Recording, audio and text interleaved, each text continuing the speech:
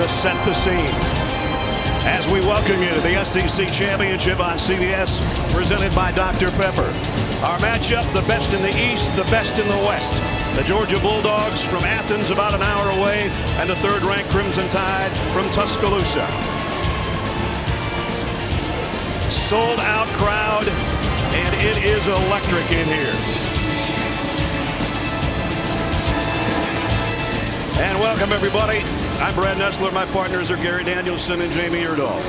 This one's been kind of circled on college football fans' calendars since about August, Gary. Yep. And when you look at this game, the heartbreak that Georgia has felt at the hands of Alabama, we went through all the niceties with the coaches last night. Kirby Smart said, it's not about Alabama, it's about us. Were you buying all that? No. They've done a good job of it, but I think Kirby Smart, all through the winter, all through spring, all summer, he kept grinding his team. Can you get past Alabama? And for Alabama, I think Nick Saban has been chiding his defense, saying, I remember when we used to be the best defensive team. These two teams want to play each other. Well, a record 14th appearance for Alabama, the 9th for Georgia. A couple of quarterbacks that are great stories. They're similar in stature, but they're very different in style, and I guess you would call it pedigree. Blackshear Georgia walk-on Stetson Bennett, some kind of story over the last year and a half. And Bryce Young, the 5-star from California, who's maybe the front runner for the Heisman Trophy. Let's start with Stetson Bennett. If you took his story to a movie producer this time of year, we're throwing the script out. That ain't going to happen. No, and I can tell you as a walk-on, every practice is intensity. Every meeting, every scrimmage, and through every game, he's had to continue to prove himself, and he has. He's an important part of this offense now. The team believes in him. He gives them a dimension, and Alabama will have to be ready for him to do that little stuff. When he runs the ball, he's got an extra dimension in the offense. Well, we've seen Alabama already a handful of times this year, and it seems like every week we're more impressed with Bryce Young, even when things got tough last week in the Iron Bowl. In 5 openings, we've always talked about Bryce Young, but it was in the closing of the Auburn game that everything came to fruition.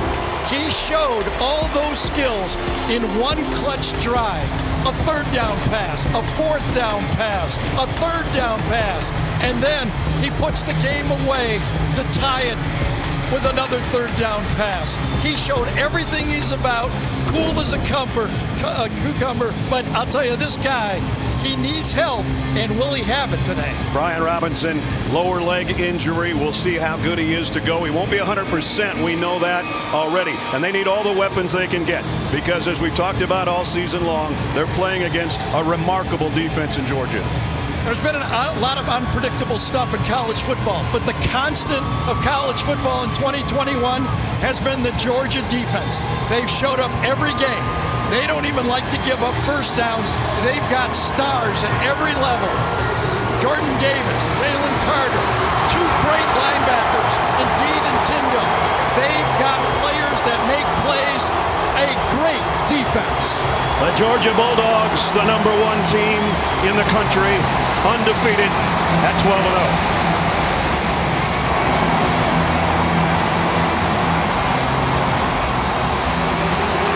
From Tuscaloosa, the #3 team in the country, champions of the West and the defending national champion Crimson Tide of Alabama.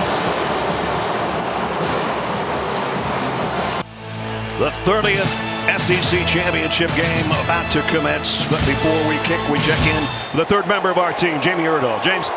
Brad, if you go by the geography, Will Anderson could easily be starting at linebacker today for Georgia, not Alabama, as Anderson grew up just 75 miles away from Athens in Hampton, Georgia. We asked Kirby Smart last night, how could you get an in-state recruit like this to get away from you? He said it was a fair question, but they were never sure just how big Anderson was going to get for the position they needed him for. Alabama needed him to be a pass rush specialist. That is what he has become, leading the nation in tackles for loss, 2nd in the country in sacks.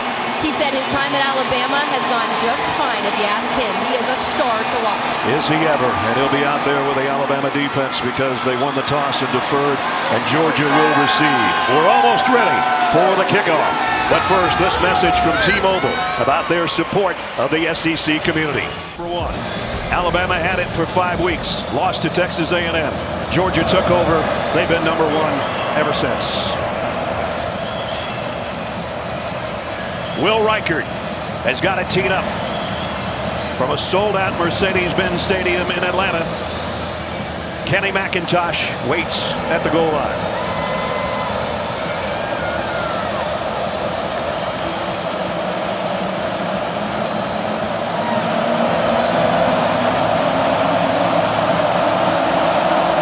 For the SEC championship, we're underway. Taken just inside the 1. McIntosh got a little seam, and he got out to the 25. Good return. Georgia goes to work there. As we take a look at our Dr. Pepper starting lineups, and it starts with number 13, Stetson Bennett. Almost 2,000 yards passing, 21 touchdowns, 5 interceptions. He's 12-2 as a starter. Here's the group that'll join him. This guy makes Nick Saban nervous. When we mentioned James Cook last night, he kind of rolled his eyes. He had a big game against Alabama a year ago in the regular season.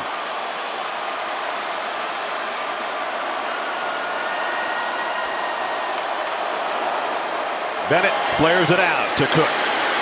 With a stiff arm, got away from one man, got it down the sideline, and immediately a first down, Georgia. 15 more at the end of it, too. An over-aggressive late hit is going to tack 15 on.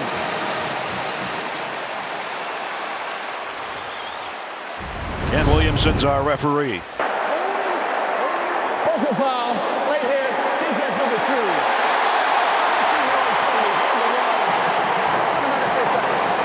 So immediately a big play and a big penalty on DeMarco Hellams. Right in the Georgia bench. Yeah, you're not going to get away with it right there. Nope. So that actually moves it right into Alabama territory already at the 46-yard line.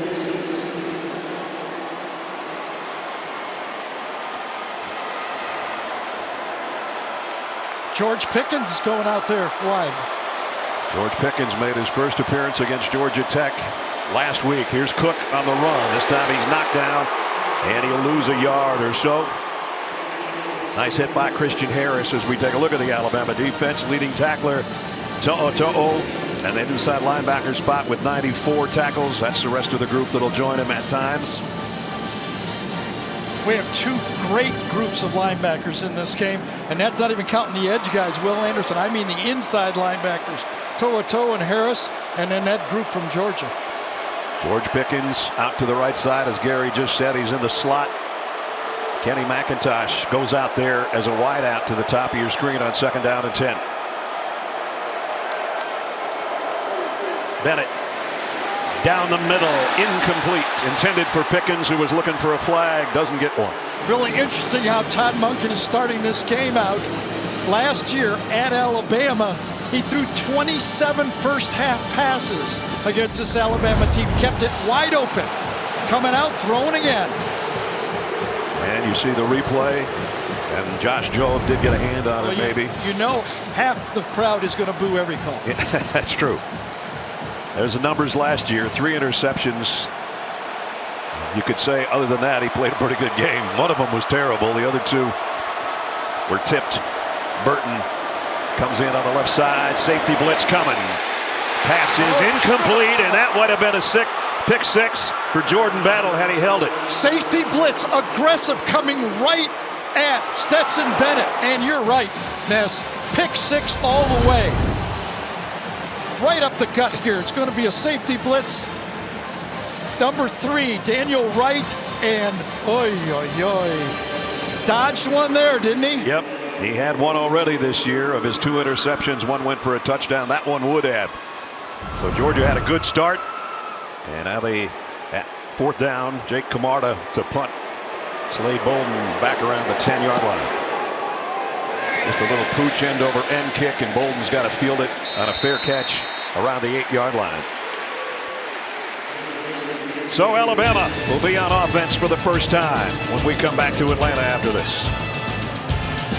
4 in the opening minute and a half here at Mercedes-Benz Stadium in Atlanta, with the roof closed today. And nice day outside, climate controlled inside, as we take a look at Dr. Pepper starting lineups, and it starts with Bryce Young. Modern day high school. So many great quarterbacks have come through there. and he's another in the long list. This is a group that'll join him.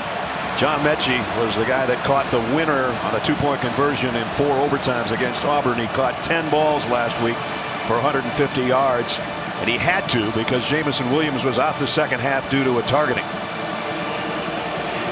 Offensive line has been an issue, Gary. Yeah, Seth McLaughlin, number 56, ended up last game. He's in there to start this game. From the 8-yard line for the tie. Right there.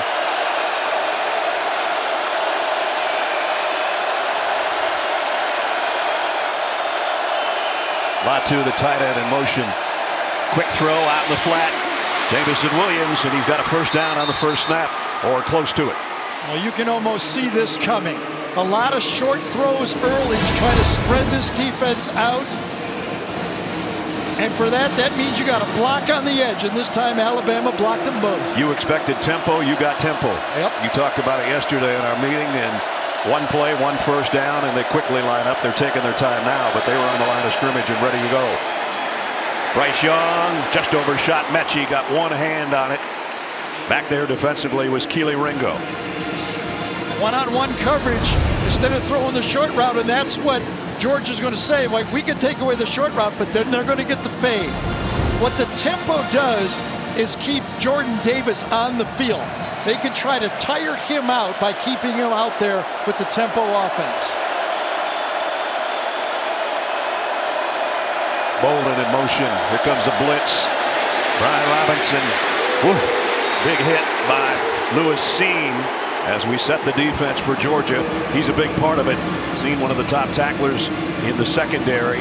The guy that runs the show, though, is Nakobe Dean, the linebacker, a finalist for the Butkus Award. Great discipline by Georgia. They got their big guys off the field before Alabama could get set up. Another blitz. A quick throw and into some traffic, incomplete. And it's 4th down.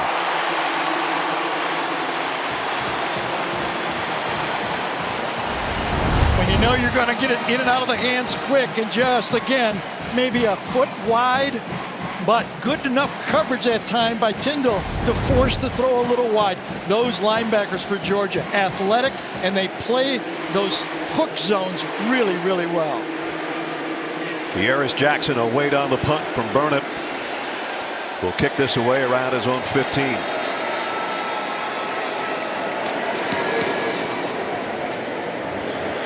Jackson camps under it, takes it at the 27, goes down at the 27. And it's Jameson Williams. Yep. Last week, he got a targeting on punt coverage. This time he gets a tackle. Well, he went low. We'll say that. He didn't use his head. That's right. So good coverage. Georgia will have their second possession when we return. And that's some good news for Alabama on their defense. DJ Dale, number 94, has been nursing injuries the last couple games, did not play in the game. One of the anchors on the inside of that defense. Georgia now with Zamir White in the backfield with Stetson Bennett. And he'll get, the ball is still in Bennett's hands. He gets dropped at the line of scrimmage. To'o was there, so was Helms.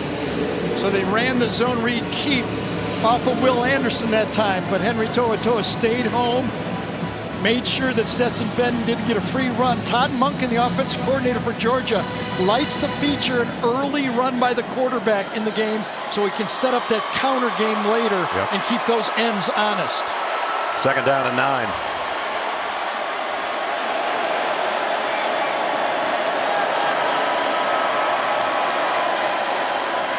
Play fake. Bennett in trouble. Throws on the run, just lofts one over there, completes it to A.D. Mitchell. He's short of the first down by about a yard. And this is the part of the game that's so underrated in what Stetson brings to the offense. Just a little bit of pocket savior here, nothing there. Nice, easy pass, pick up, what, 8 or 9 yards? Yep. 3rd down and less than 1. Georgia, 46% 3rd down team. Alabama's the best in the conference at 54%. Bennett under center. And they give it to Cook on an end around, and James Cook, perfectly timed play, and he's out to the 45 and a first down.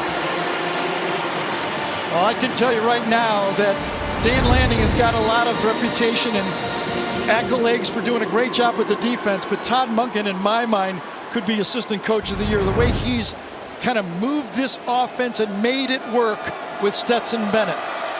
Georgia knew they'd be great on defense, but they've been really good on offense too. Todd in his second year as the offensive coordinator for the Bulldogs. First down at the 44. Zamir White straight up the middle. Takes a whole bunch of tied players for about 8 yards. I'll tell you, Warren Erickson that time, the right guard, really took his guy right past the hole. Watch him just get his block and push Mathis right by and cut right behind him. Beautiful block by Erickson. Brings up second down and short for Georgia. Georgia goes with 2 tight ends about 48% of the time. Amazing. They've got 2 of them in there right now, Bowers and Washington. But it's Zamir White. Whoa, just tackle by Will Anderson of the towel, or he might have been gone. But here's the interesting thing about this Georgia defense as you watch this run. Even though you say it's 2 tight ends, but because Brock Bowers, number 19, who plays tight end, is such a threat, Alabama goes nickel against it. Georgia believes they can run to the Alabama nickel defense. Ladd McConkey in motion, settles in as the wide out to the left on the first down at the 39. Georgia's second offensive possession here in the opening 5.5 minutes. Back in Alabama territory. White off the right side. Anderson's draped all over him. Fedarian Mathis there as well. Will Anderson gets a lot of hub for sacking, tackles for losses, but he plays tough at the line of scrimmage. He's just not a pass rusher. Turn on the tape and you see him. He's committed to handling the run as he is rushing the passer. Second down and 7 at the 36. Cook is back in the Georgia backfield. They fake it to him. Bennett throws complete. It is Bowers. First down for the big Georgia tight end. Well, here's that bunch, and we were talking about Alabama plays Bowers as a wide receiver. They've got nickel in, but he still gets open. Well-designed play. You've got someone coming out the flat to hold the short coverage, and the protection allows Stetson Bennett to go to the layered short cornered route to the tight end. A pickup of 18 to the 18 for number 19, who's one of the best tight ends in the country. Didn't make the finalist list for the Mackey Award. Not sure he shouldn't have been on that list, but here's a toss sweep. James Cook behind his blockers and down near the 12. 3 tight ends in the game this time. John Fitzpatrick is in there. Overloaded. Fitzpatrick gets his block, and then Warren McClendon's coming around the big tackle. They've got a lot of beef in front of that round. 3 tight ends, 5 offensive linemen. They're running at that nickel front from Alabama. Bowers gets a breather after a pickup of 6 on the play. Kenny McIntosh back in, as you see, with Stetson Bennett in the red zone for Georgia at the 12-yard line of Alabama. Second down at 4. McIntosh stood up the line of scrimmage by To'o. Might have gotten a yard. It'll bring up third down.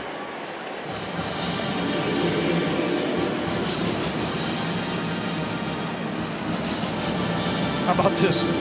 Georgia brings in 5 new players for this third down and short play. Got Mitchell and Burton as the wide receivers. Cook in the backfield. The tight ends we've already talked about. Bowers is in there, as is Fitzpatrick. Both set up on the right side, and now Burton comes back this way. Third down and 3.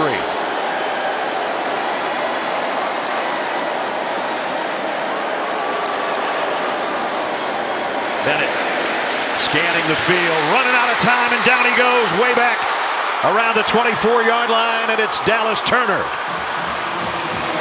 So Pete Golding, defensive coordinator, guessed right. Georgia thought they were going to go man-to-man. They wanted a wheel route. It was zone. Nowhere to throw the ball. They shift off beautifully in there. It was really like a combo coverage for Alabama, but nowhere to go with the real route, no pick on the play, and that led to the sack. And it's going to be a longer field goal attempt now. Kind of the trademark of the Alabama defense, switching off those man coverages or zone coverages and not covering grass, but covering men. Jack Podlesny will try from 38 yards out. Kick is on the way, and Georgia takes the lead with 6:02 to go first quarter. Georgia had a good-looking drive going, but the sack and a loss of 10 as Dallas Turner comes in there, the freshman, having a great season. Todd Monken here to his cousin Jeff, the head coach of the Black Knights. Hot Jim Harbaugh says right now about Michigan head coach, who's got it better than us, Ness, right now? That's right. SEC championship and Army-Navy next week. Not bad. Jake Camarda has got it teed up after his counterpart, the place kicker Podlesny, hit the 38-yard field goal to give Georgia the lead. And Alabama will work from the 25-yard line. Going back to that 18-yard pass play to Brock Bowers. Looked like he came up a little bit funny after he landed. Let's take another look.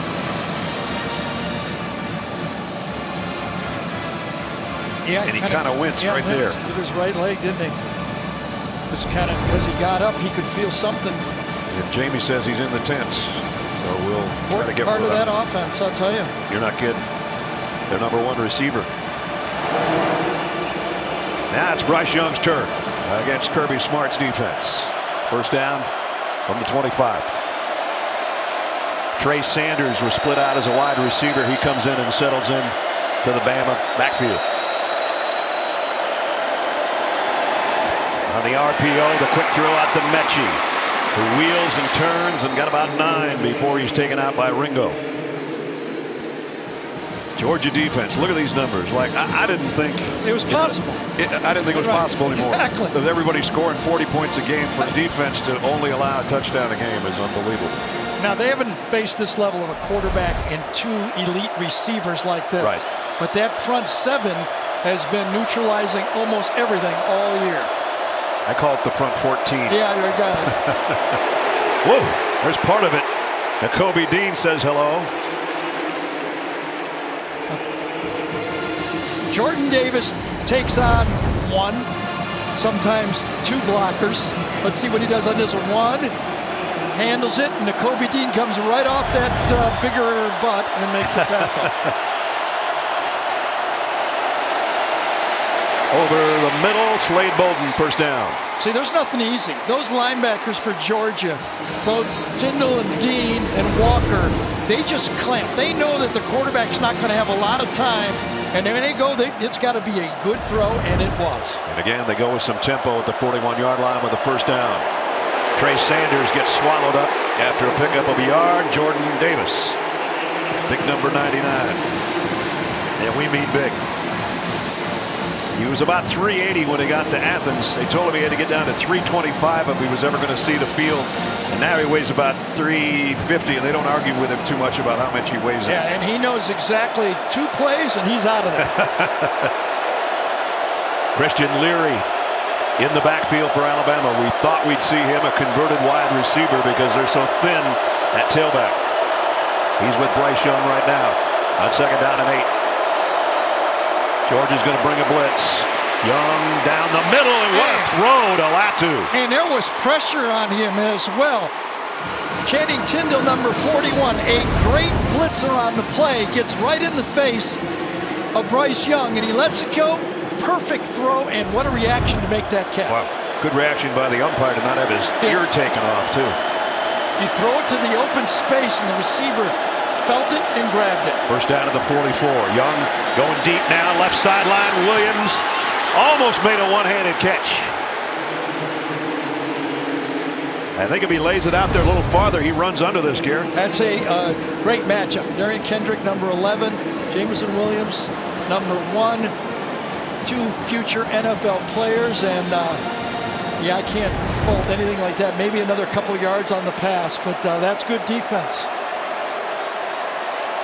Brian Robinson's come back in, so they're going to have Robinson, Sanders, and Leary all playing in the backfield with Bryce Young.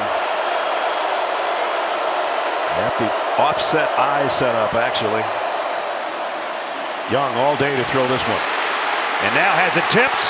Incomplete. Nakobe Dean got a hand on it. Well, Bryce Young it's basically a drop back passer. But this play action pass and the protection was perfect. And you could see the space. If that gets back and not blocked by Nakobe Dean, that's going to pick 6, 8, 10 yards. Numbers on third down are staggering for Young this year. He's going to have to earn this one, though. Third down and 10.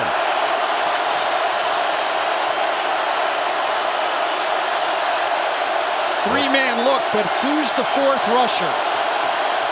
And 5. And 5. Nakobe Dean's coming. Young overshot Slade Bolden. And Lewis Seen says, nuh-uh. It's a good matchup for Alabama. Slade Bolden on Lewis Seen. A strong safety type against your route running slot back. Good protection. Coverage. Ball just slightly high and behind. And it brings up fourth down in a punting situation. That's Kearis Jackson inside the 10 as you look behind James Burnip to punt for Alabama. Jackson just lets it go, and it's going to be an over-the-shoulder catch at about the 3-yard line by Jackson back there. Again, great job on punt coverage. Georgia in a hole on offense when we come back. Now it's time for Do Project Smarter, presented by the Home Depot. Smart to recruit guys like this dude. Yeah, a 5-star player, tight end, true freshman Brock Bowers. They put him all over this field because Todd Monken knows that he stresses the defense. They've got to find him every play. And as athletic as this guy is, this one against Kentucky, we were there for this one, right, Brad? Yep. The ball was 3/4 the way to him, and he reacted to it and gets the touchdown. Jamie tells us from the field, as you saw, Bowers out of the tent and apparently ready to get back in there. Not on this play, though, from the 3-yard line. Zamir White flanking Stetson Bennett, and motion. Both teams pointing at the other, but I think it's going to be a false start on Georgia. I think so, too. I think Georgia just flinched on the right side, I thought. Kirby Smart in his 6th year as the head coach. False start. Offense to the 54. Half the distance to the goal, and they're going to be standing in their own end zone. Schaefer, the guilty party. Yes, Oh, right yeah. there. All right, he got plenty of head start. Quick start. So now they're inside the 2.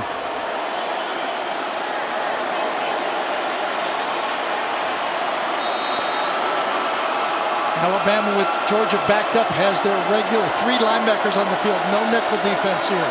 They want to stop the run. Bennett, quick throw, got it out to McConkey, who got it out past the 5. So we're just talking about Brock Bowers, a 5-star. But if you thought about, this program was rebuilt by Kirby with these recruiting classes.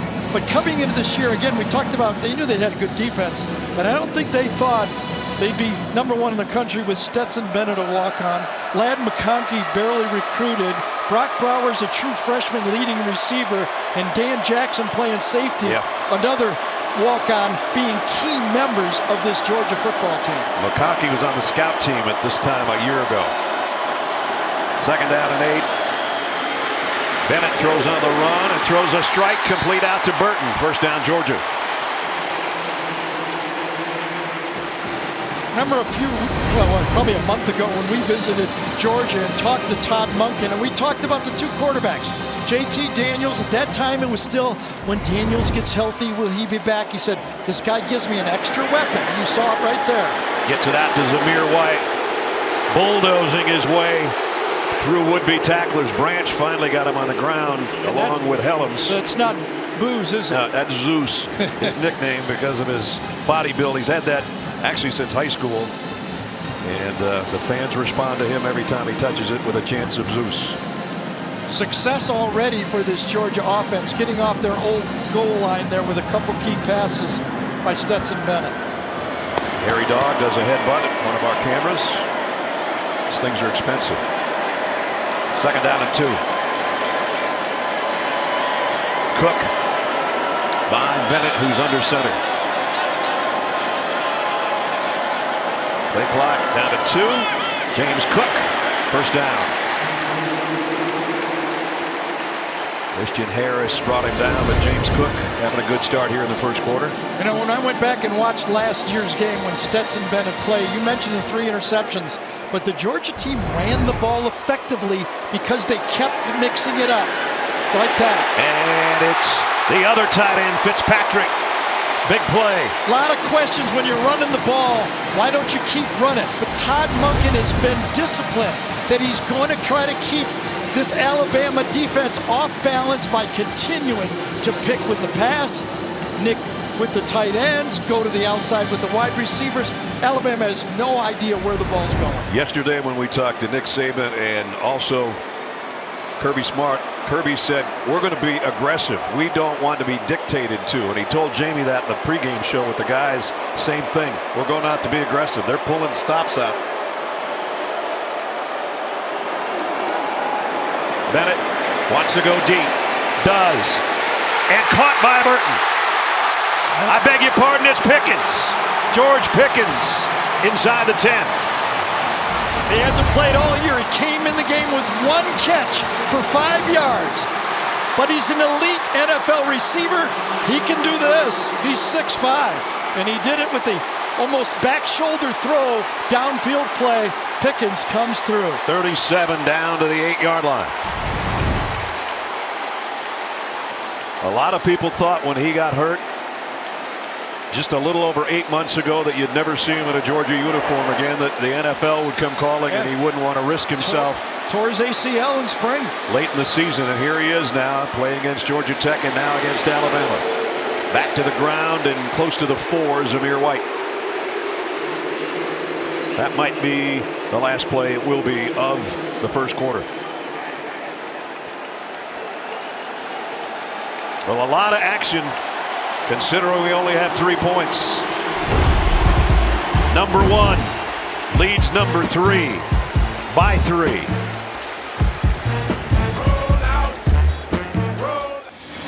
Welcome back to the SEC Championship on CBS, presented by Dr. Pepper. We head into quarter number 2 here in Atlanta at Mercedes-Benz Stadium with Georgia at the 5-yard line of Alabama. This is the 8th play of the drive coming up. There has not been a third down in this drive. Stetson Bennett on the drive has been perfect. 5 for 5 for 86 of the covered 93 yards so far. Bennett lofts it. Caught. Darnell Washington, touchdown.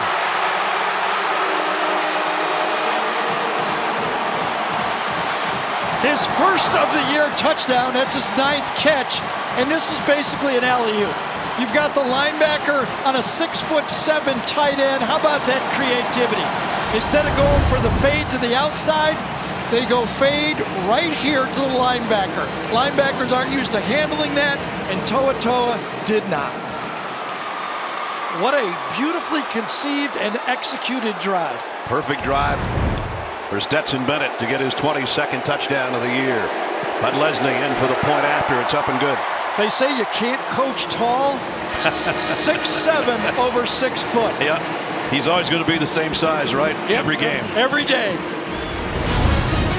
What a drive from the 3-yard line to the end zone in 8 plays in 3.5 minutes. 10-0 Dogs on CBS. Nick Saban talking things over with his defense. Just gave up a long touchdown drive. This is why coaches stay in there 100 hours. From film, they knew they had this matchup. With the formation, they knew it was going to be tight end on inside linebacker. Perfect formation, got the coverage they wanted. Coach gets the credit for that one. And recruiting a 6'7" tight end. That too. Todd checking into his He needs a bag pen. of tricks. He says, I've worn 1 pen out in the first quarter. Yes. He's been on it. Been some beautiful play calling and execution by his quarterback wasn't too shabby either. You can tell he believes in his quarterback, okay? That was the question all year. Is Stetson Bennett good enough to beat the big guys? This coaching staff and his teammates believe he is. Alabama's turn. Alabama's turn, and they had not done well in the first quarter, as you saw over the past several weeks. RPO and incomplete as Bryce Young got hammered just trying to get the fake in there. Channing Tindall came flying in. I'll tell you, these two guys for this Georgia defense, you get caught up front, but these edge guys coming right around this time. It was from inside linebacker Channing Tindall. Lines up inside. It's a run blitz. Because of the RPO, it turns into a pass blitz. Turned into a splattered quarterback is what it turned into. Yeah, Bryce Young goes, yeah, I'm kind of used to this after last week. Yeah.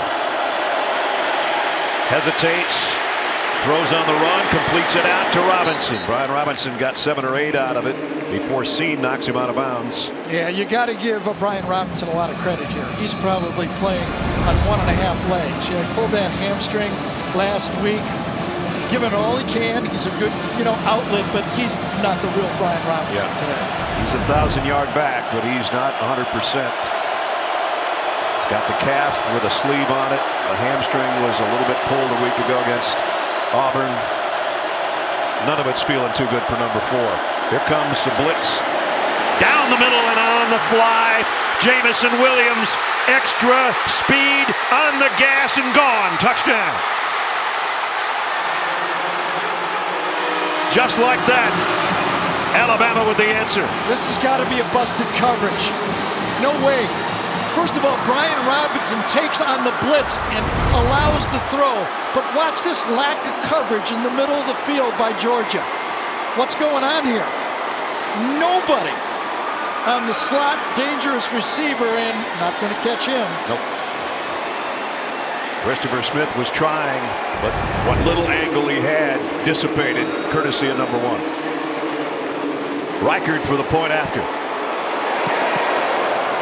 Wobbly, but he got it through there. And Brian Robinson, we talked about him giving up his body for his football team. Watch this block right here.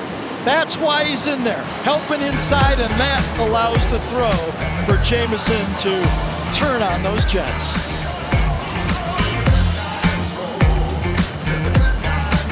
Jameson Williams is so fast that our AT&T 5G pylon cam has to focus in a hurry as he flies by with a touchdown, capping a 75-yard drive in just 3 plays. 67-yard strike, touchdown number 41 on the year for Bryce Young, and for Jameson Williams, his 14th.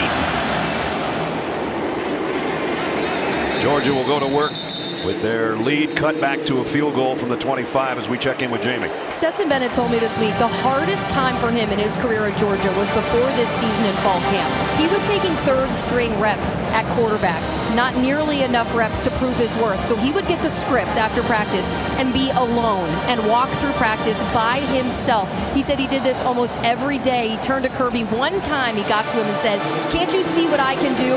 Obviously, they've arrived at the SEC championship, but wasn't without his lumps. He's doing it again today, too, Jamie. He's hit 9 straight completions to 9 different receivers. The same thing he did against Georgia Tech last week. That's pretty phenomenal. He was 6 for 6 on that last drive. He can make it 7 for 7 now. Short completion to Jermaine Burton. So for both teams, do you understand with all these good players out here and these slots and tight ends that are mismatches and Pickens coming in and James Cook all over, they're going to catch the ball, but it's the tackle after the catch. As we saw that last one, if you're going to play zone, and Georgia plays more zone than in the past, there's nothing uglier than bad zone defense. When you're in a bad zone defense and you blow a coverage, bad things happen. Tackles after the catch is huge in this game. Cook in motion across the field, but the handoff, Zamir White off the left side. To'o's got him wrapped up and is fired up after making the stop. Short gain, 3rd down. Both coaches said most physical team will win. Watch the physical play right here by Van Pran, the center on the play. He takes the run block and just stoves the blitz on that play. Christian Harris thinks he's got a free run, and he just destroys it. 3rd down and 3. Kenny McIntosh back in the Georgia backfield. Bennett has completed 9 straight passes. Looks like another one's coming. And this one's off the hands of his receiver, incomplete. And it'll bring up a 4th down. Yeah, that was a bit of miscommunication right there. You know, that ball was thrown way too early for the receiver. Either the receiver went a couple yards too deep, quarterback let it go a little early, but you could see right there, Alabama's got a double coverage, and maybe that was it. Mitchell felt the extra safety there, and you can see they just weren't connected on that throw. That'll bring up Jake Kamar to punt. Oh Lane Bolden's got to backpedal a mile, and he's going to let it go. It made it to the end zone, or that would have been a monster punt for number 90. 68 yards as it was. A.D. Mitchell getting some tutoring from his own teammates on the sideline. 10-7 Georgia. Couple minutes into the second quarter, 10-7 Georgia. Now it's time for our Hometown Connection presented by T-Mobile. Here's Jamie. Keely Ringo got the start today at cornerback for Georgia, which is an accomplishment considering he missed all of last season after a shoulder surgery, but that wasn't the hardest part of 2020 for him. Keely's mother, Trely, was diagnosed with an aggressive form of breast cancer 9 days after he left their home in Arizona for Athens. She had plans to move to Athens to watch his career unfold, but she had to stay in their hometown to receive treatment. She was able to get to games, of course, this year in 2021 as she continues her battle, but those two have a special connection, and he truly plays for her every time he hits the field. Mom's part of the Spike squad today over there. All in pink. In crimson, it's a tie, down a field goal, but they've already scored as many points as Georgia's used to giving up per game. High backfield. Trey Sanders, the tail from the 20. Sanders, nice run, got about 6. Flag down. I think Seth McLaughlin, the center that time, is going to get hauled for a hold at the end of the play. Was it him? But he gets kind of run over, and the referees, I think, is going to call that he kind of pulled him down. Holding, offense number 56. 10-yard penalty for the previous spot. Take first down. Seth is handling a real man there, and Devontae Wyatt. Wyatt is number 95 is a man. He's on his nose right there. He reaches and kind of pulls him back on the play. So back to the 10-yard line where it's 1st and 20. Empty backfield as Leary comes out as a wide receiver. He is a wide receiver, but has been playing some tailback the last couple of weeks. Young under pressure, deep ball, sideline, caught by Metchie. Into traffic, and he still got it down. Had the exact matchup before the snap. On the safety, he had Dan Jackson, number 47. He sees it, he's going to him all the way. Leary almost ran into the play, but Bryce Young knew he was going for him the whole way. All the way to the 50-yard line, a pickup of 40. And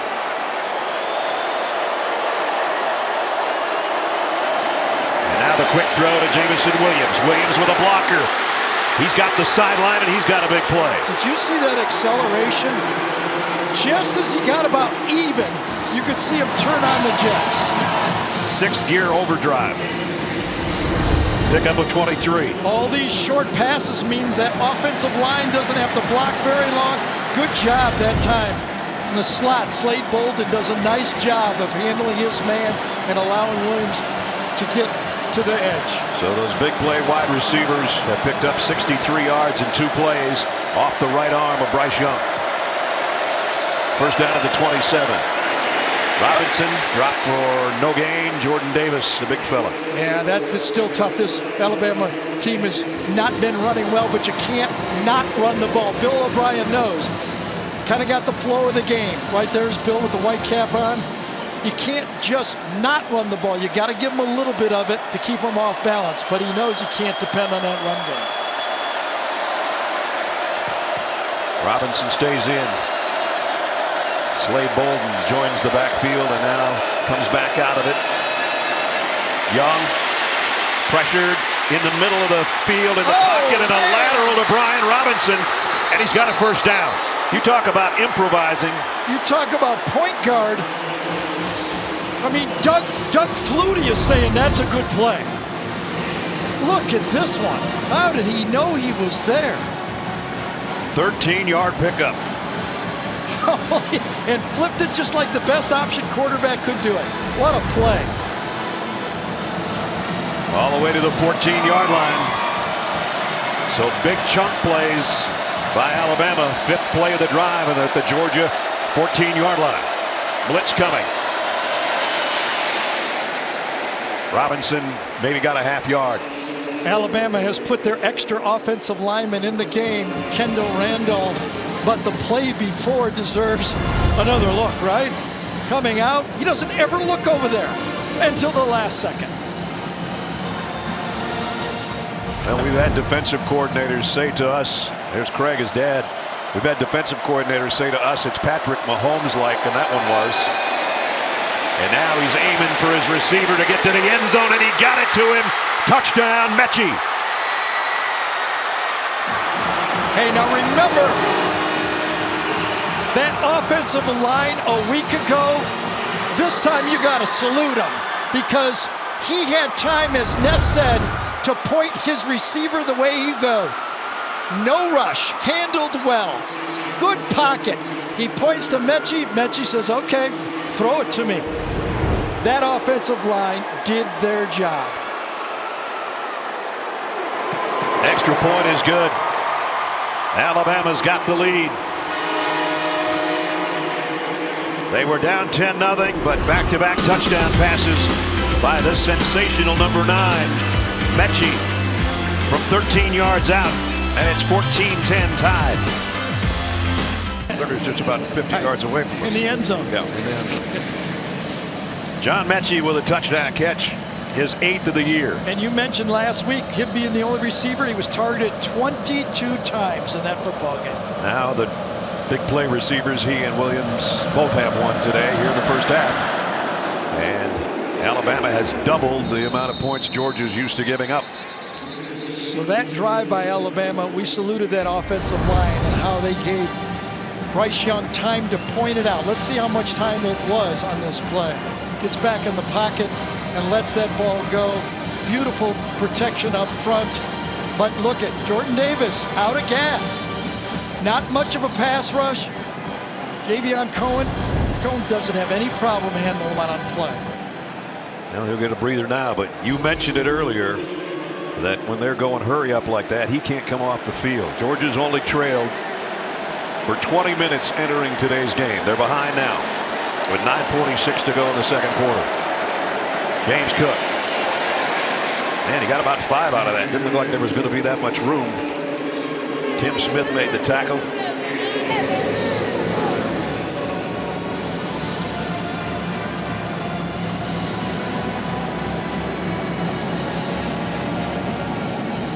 I'd sit next to him too, wouldn't you? Want the ball.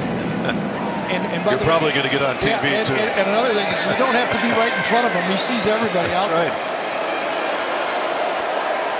At the 30, second down and 5 for the Bulldogs as we approach 9 minutes in the quarter.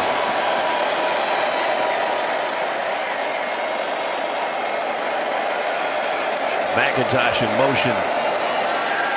Stetson Bennett fires high, almost caught by Bowers, but broken up by Brian Branch. That's good coverage. Remember, Alabama is keeping their nickel on the field, even though it's two, quote unquote, two tight ends. They're playing Bowers as a wide receiver. Branch was actually a little lucky this time. Kind of lost the coverage and he ran right back into him to defend the play. So third down and 5. There haven't been a lot of third downs today. These teams don't get in third down very often compared to some teams. But this is a 3rd and 5 for Georgia. An important one if they're to have an answer. Watch Cook right here. He's dangerous on 3rd down, running his option routes.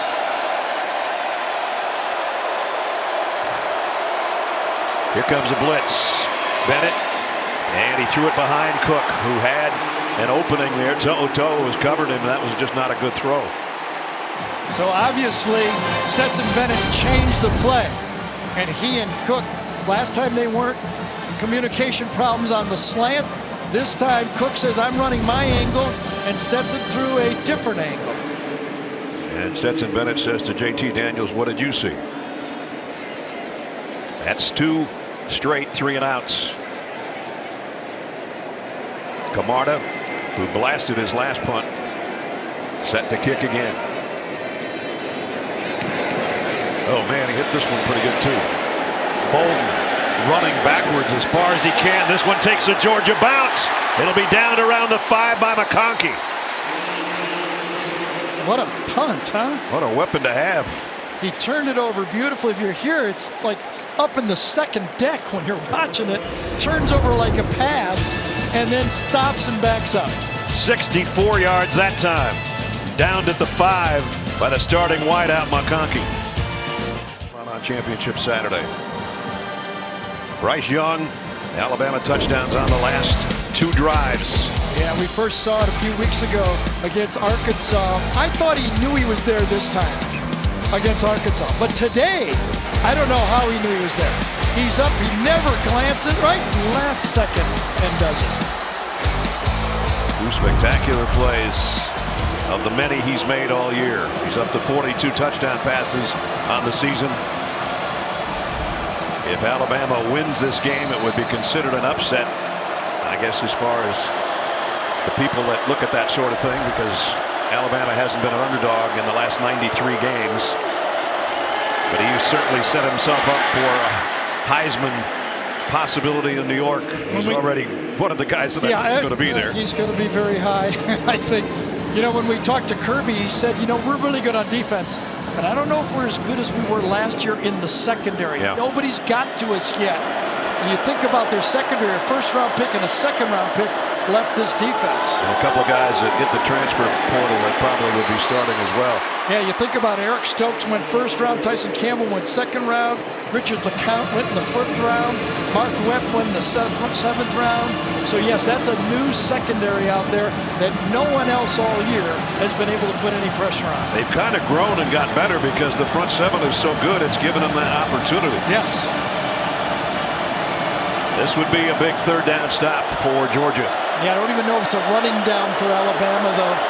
They almost got to think pass. Robinson's in there on 3rd down and 2.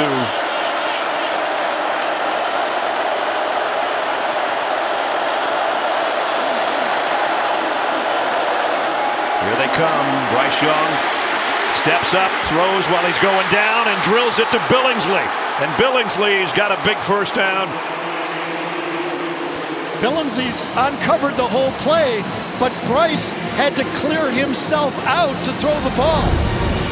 Watch Billingsley, number 19. He's open the whole time, wide open, but it took a move up in the pocket to have time to find him.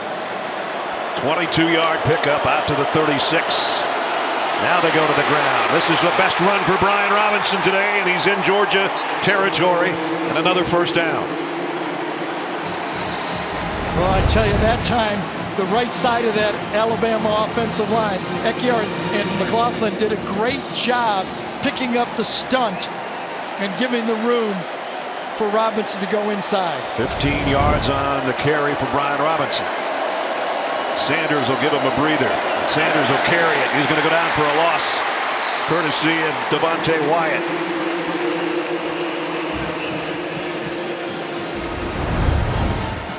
Stopping those plays from inside out, runs right through cone number 70 that time. Take one step, if you're just a half a step late, he runs right through it. Man-to-man coverage key this time. Dean out on Robinson at the bottom of the screen. Bryce knows he's got man-to-man coverage. Sanders down there, Nakobe Dean, the linebacker, on him. Young's looking the other way, though. Double clutches and throws a strike down the middle tackle to Williams, and Scene got him down before he could get to the 1st down marker. Again, knowing you got man-to-man, you got the square in, you see the blitz, now you know the middle of the field's open. Easy pitch and catch. Good tackle short of the 1st down. 3rd and 1, though. Now, Georgia shifts on their defensive front. The run is good for a 1st down. And Trey Sanders on the carry.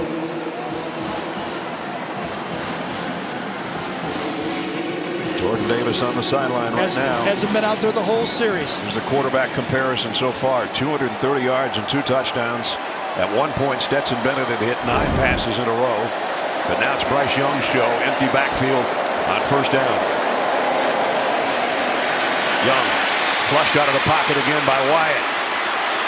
And now he's going to keep it. Doesn't like to run, but he picks up a big gain and then slides safely for a first down.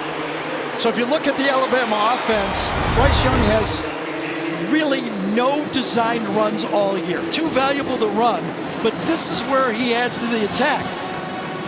When he gets in the pocket, he gets what he can and knows, get down. I'm more valuable throwing the ball than running the ball. And that time the pointing was a decoy just so he could get everybody to freeze for a second. Think about that. Just no design run in modern football for the quarterback. Blitz off the corner. Young had to get rid of it in a hurry. Throws complete inside the 20. And it's Metchie again. As we're approaching 4.5 minutes remaining in the second quarter. So Metchie having a huge first half again. Georgia this season, their total defense #1 in the country, giving up 231 yards a game. Alabama has obliterated that already. And we're still at 4 minutes left in the half. Nice jump outside by Brian Robinson, stretches it out. He's a yard shy of the first down. But for all intents and purposes, Alabama has made this a passing game, a 7-on-7 game basically. They've said, we respect your running, your front seven stopping the run, but we're going to spread you out. We've got the best quarterback in the country, and we're going to use him. Again, another 3rd and short, 3rd and 2. End around coming. No, they fake it. Young with Nakobe Dean giving chase, has to throw this one in the dirt. Aggressive call that time from Dan Lanning, coming after the quarterback, and it worked. Got the ball out of the hand now. Do they go field goal? Looks like they will. They'll bring out Will Reichard, who's 14 out of 18 on the year. Right around. Another one of those stunts. Got it, had to do it. Didn't want to take a chance, throw it into the ground, and try to get 3 points. You saw the closing speed for Nakobe Dean there on the quarterback. There's the numbers for Will Reichard. This will be a 33-yard field goal attempt to try to extend Alabama's lead to a touchdown. Kick is up, and it is just good inside the left upright. Kind of hooked it in there, didn't he? That was close. Nick Saban says, we'll take it. Every point is going to be vital today. Will Reichard never missed a field goal last year, and just barely got that one over the top of the upright.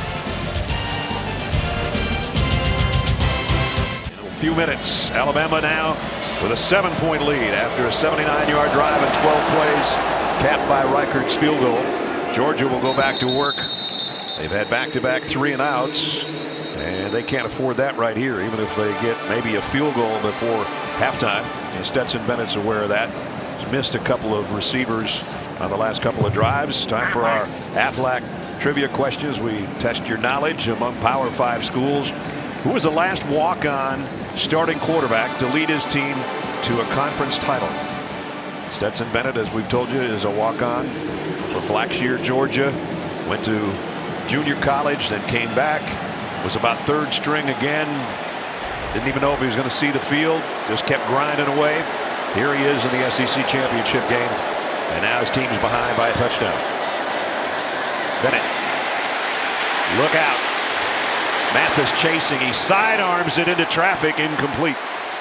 To'o broke that up. Yeah, late flag on it. I wonder if they're going to get Joe for holding down the field here. Way away from the play. Josh Jobe against Burton on the play. Ken Williamson is our referee. Holding on the defense, number 28. This is eligible fit. 10-yard penalty for the previous spot. Automatic first down. That's exactly bump as and run to the Gary bottom of called the it. screen. Jobe is on Burton playing man-to-man coverage. Doesn't really know. Right there. He tries to yank him as he gets back past him, and well, I don't know about that one. That didn't seem like much, especially when the ball's not even anywhere near that direction. It just looked like two guys fighting for position to me. Gives Georgia a first down at the 35. Bennett under center. And he hands it off to Bowers, a tight end on an end around. He scored on one earlier this year like that, and he picks up a first down. Fitzpatrick's going to get called for holding on the play. John Fitzpatrick, 86. Stretch play to the outside. Byers gets it, but watch, 86, oh, he yanks him down with his left hand. So that negates a 12-yard gain and a first down. Holding, offense number 86. 10-yard penalty from the spot of the foul. A big first down. So they gave one, they take one away. Even it up. 3:15 remaining in the quarter. Georgia's closest game this year was their opener in Charlotte, beating Clemson. And since early when George Pickens made those 2 plays, we have not seen him again. You know, he's a tough matchup for this Alabama corners and not back in the game.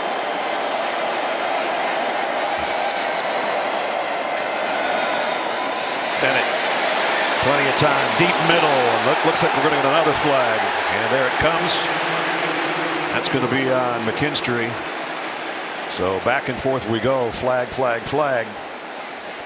And he was draped all over the intended receiver. Well, this program for Alabama has been built with man-to-man coverage by the corners. And left hand by far just got it wrapped all the way around that time. On top of having struggles against Auburn in the Iron Bowl, Alabama had 11 penalties for 129 yards. That didn't help their cause, even though they won it in 4 overtimes. So these 2 teams are 3rd and 4th in the country in sacks. 43 for Alabama. Georgia has 41. So far in this game, we've had 1 sack. So another Georgia first down.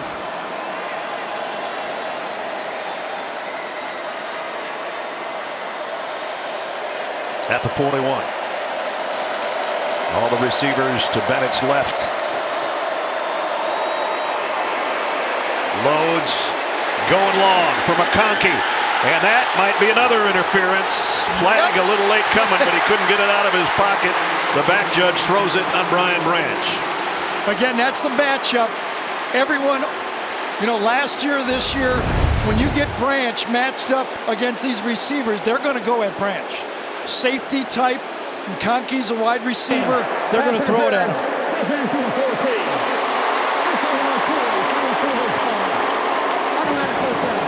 Well, we've seen a lot of things this year, Gary. I don't know if we've seen 4 penalties in a row. But we have it now. You know, good protection that time. Sal, you're in the game. Remember, he's been hurt for the last 4 games. Watch him, left tackle on the play. He's got Will Anderson, stays in front of him. No pressure at all. That's a good job on that guy.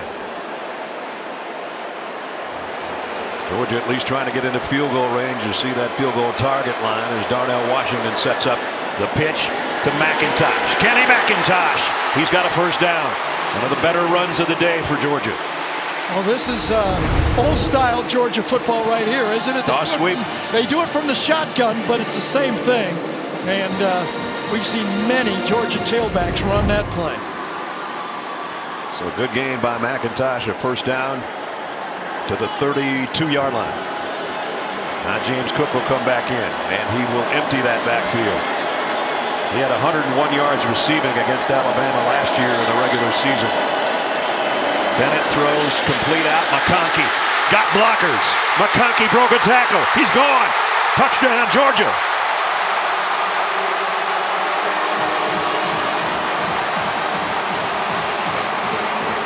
"32 yards with some good blocking in front. Ladd McConkey for the Georgia touchdown." Ness, remember when James Cook hit the deep touchdown pass against Alabama when he split out wide? Well, this time Alabama puts their corner on him, meaning they got a safety on the wide receiver. The adjustment doesn't work well because McConkey gets the ball and going against linebackers. The speed, the adjustment, and the fear of James Cook made the play. Extra point is good. We got a gain. 2:06 remaining, second quarter. 75-yard drive in 3 plays. A 32-yard Bennett to McConkey touchdown, and we're dead even.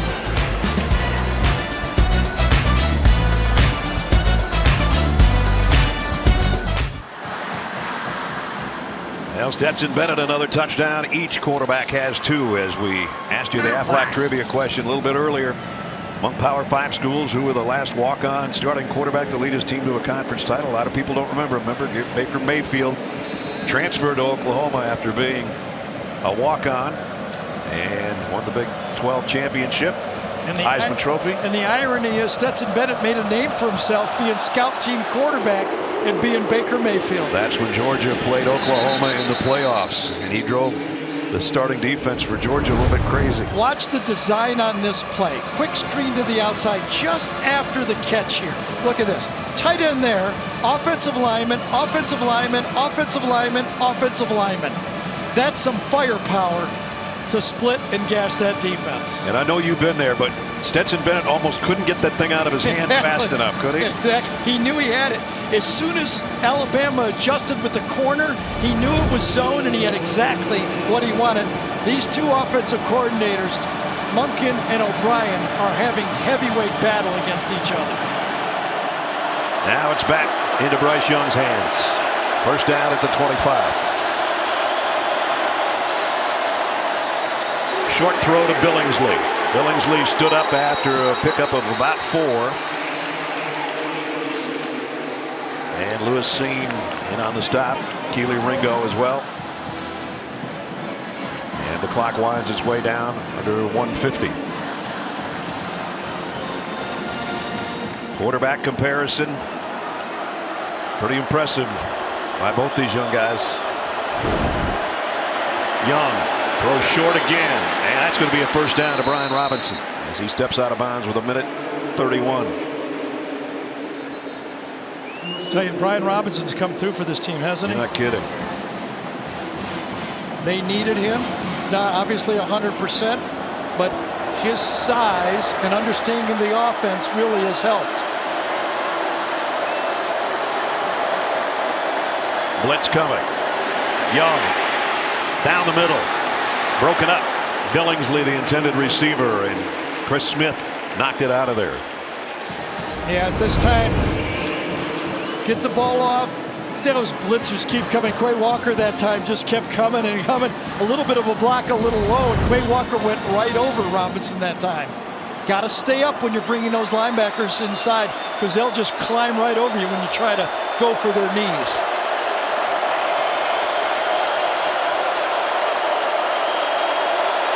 No movement at all for this Georgia defense. I would assume they're thinking zone if you're Alabama. Let's see if they bail from this look. They do. They do. On 2nd and 10. Young's going to go deep. Man out there. Williams. And he flags. Not this time. Pretty good coverage back there by Keely Ringo. Did a good job. He knows he's got speed. He's running now. He's got a fast guy turn and find the ball. Kind of gets both hands on him a little, doesn't he? He's grabbing that mess. Your instinct about whether there was flags there probably was right. Touchy. They let him play for Alabama, so they're going to let him play for Georgia. Alabama's the best team in the country on 3rd down and long. They've got one here.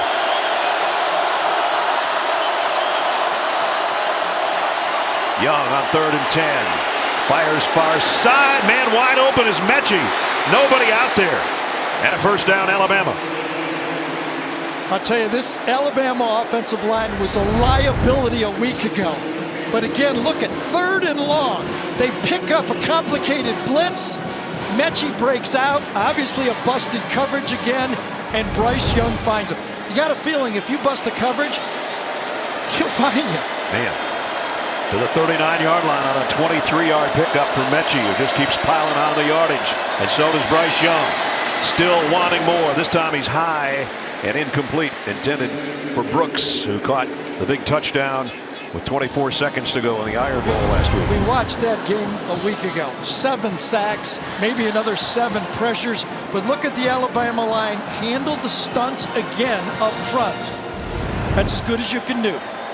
Good coverage that time from the Georgia defense, but the front 4 of Georgia is not getting there. They'll have to bring the linebackers to get to Bryce Young. Each team with its full complement of timeouts with 69 seconds left in the half. Young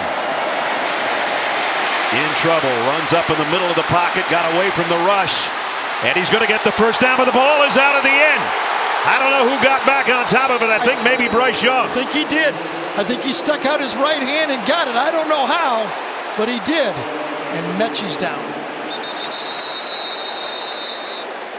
So Alabama fans holding their breath with number 8 on the turf. Here's the end of the play.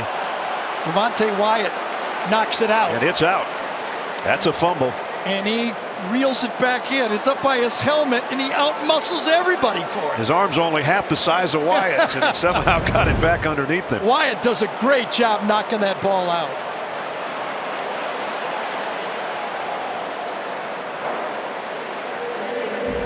See what happened to Metchie at the end of the play. Makes his cut, and then trying to stop and cut back inside. And he just rolled his ankle on his own, I think. He felt that left side, didn't he, as he's tried to come back to the quarterback. I think it was his knee. Now, that's what they're working on, or so it appears. Those stops sometimes just, that's how you get those injuries. These guys are running at such a high speed, and they put the brakes on, right, and it doesn't work. The knee doesn't allow it. We'll take a 30-second break and hope that John Metchie's okay when we come back.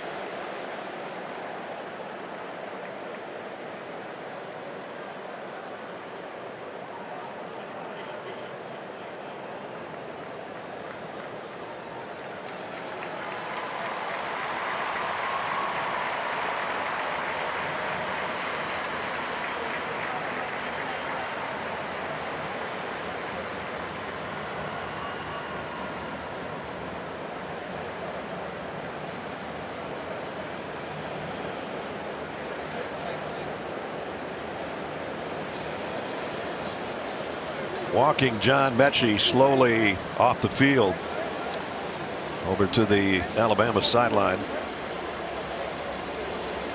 Again, closing in on 100 catches on the year.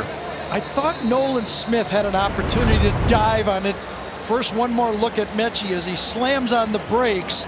You can see him feel it. He reaches down for his left knee. But I thought Nolan Smith could have dove on this ball. I think he tries to pick it up. Right side of your screen. Does he try to scoop it? Yes, he does. You're right. It was a 14-yard run, by the way, by Bryce Young before that happened.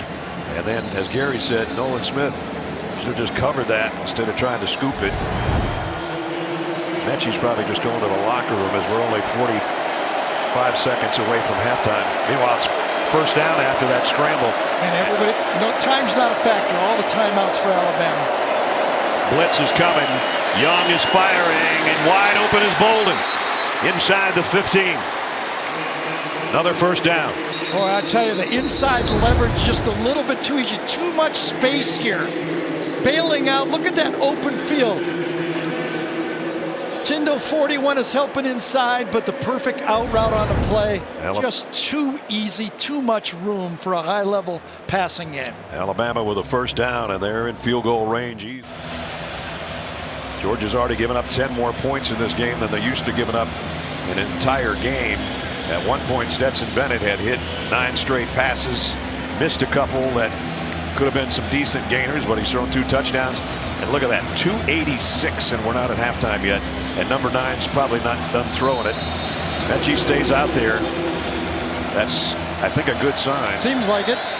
9th play of the drive right here. Christian Leary is in the backfield with Bryce Young. Young is going to take off running. Bryce Young, touchdown, Alabama. Does it with his arms, and now he does it with his legs. It was supposed to be a wheel route to Leary. Well defended by Georgia. This was not a designed run. Watch Leary go out to the right and watch Georgia put the defense. They've got it defended to the outside, nowhere to go. Too much space. And Bryce Young seems to have the counterattack for anything you got, doesn't he? He does. 75-yard drive again in 9 plays. Extra point is good. with 26 seconds to go in the half. Alabama has scored 4 consecutive times against the best defense in the country. A guy that I said doesn't like to run. He scrambled for 14 yards and got his own fumble back. And then he just went 11 yards for the touchdown with his top receiver saying, "That's my guy."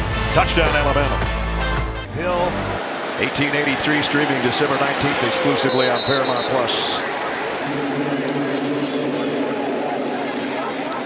So now Georgia has 21 seconds and 3 timeouts. We'll see if they do anything fancy. We did that Georgia game. Remember when the Georgia-Florida game when Georgia kind of crushed them? Remember, Alabama gets the ball to start the second half. You know, I'm thinking in this game, when I was kind of getting ready for it, is, you know, each of the last 3 SEC winners have scored 35 or more points. Now, Mac Jones, you know, being Joe Burrow, pretty good quarterbacks. I thought it'd be lower, but it looks like it's going to take at least 35 in this game. Georgia has never scored 35 points in an SEC championship game. They've had the lead against Alabama the last 3 times they played him, and has seen that lead go away in the second half. Now they're going to play it safe. Just a 1-yard loss. Tim Smith with a tackle on James Cook. You're correct in your call, but safe and smart, I think, should go together on that one. They don't need to lose the game in the last 30 seconds. And in this case, Kirby Smart says, let's just head to the locker room. We'll regroup. We've been down very seldom this year. They're down a touchdown right now. First time they've trailed at the half all year. And Kirby's with Jamie.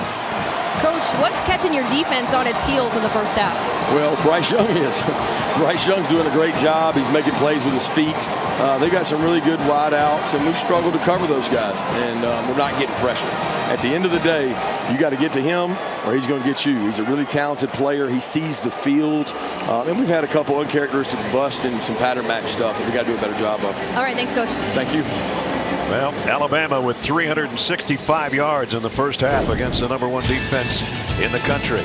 Halftime, Alabama leading Georgia 24-17. Stay tuned. We'll be back with a Dr. Pepper tuition giveaway right after this.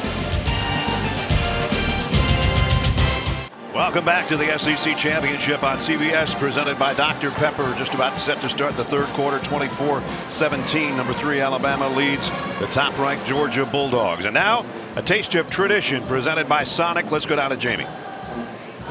Brad, today we honor one of our very own. Before Aaron Taylor was a Super Bowl champion and a college football analyst for us here at CBS, he proudly donned the gold helmet of Notre Dame and was one of the best offensive linemen in school history.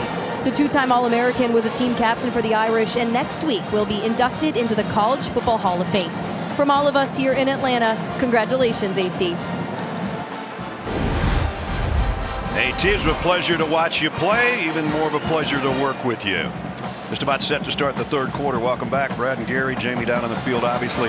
You know, we haven't had to say this year with Georgia's defense being so dominant, but what adjustments do they have to make? They got to do something to slow down. Well, I thought Kirby summed it up. You know, if you don't get to Bryce, he's going to get to you. Story of the first half to me, Alabama offensive line. And when they didn't block him, Bryce Young ran around and got around him. I mean, that's the story of the first half of the game. Well, good offense, but we might be missing one of the top players for Alabama. We'll talk about that after this kickoff.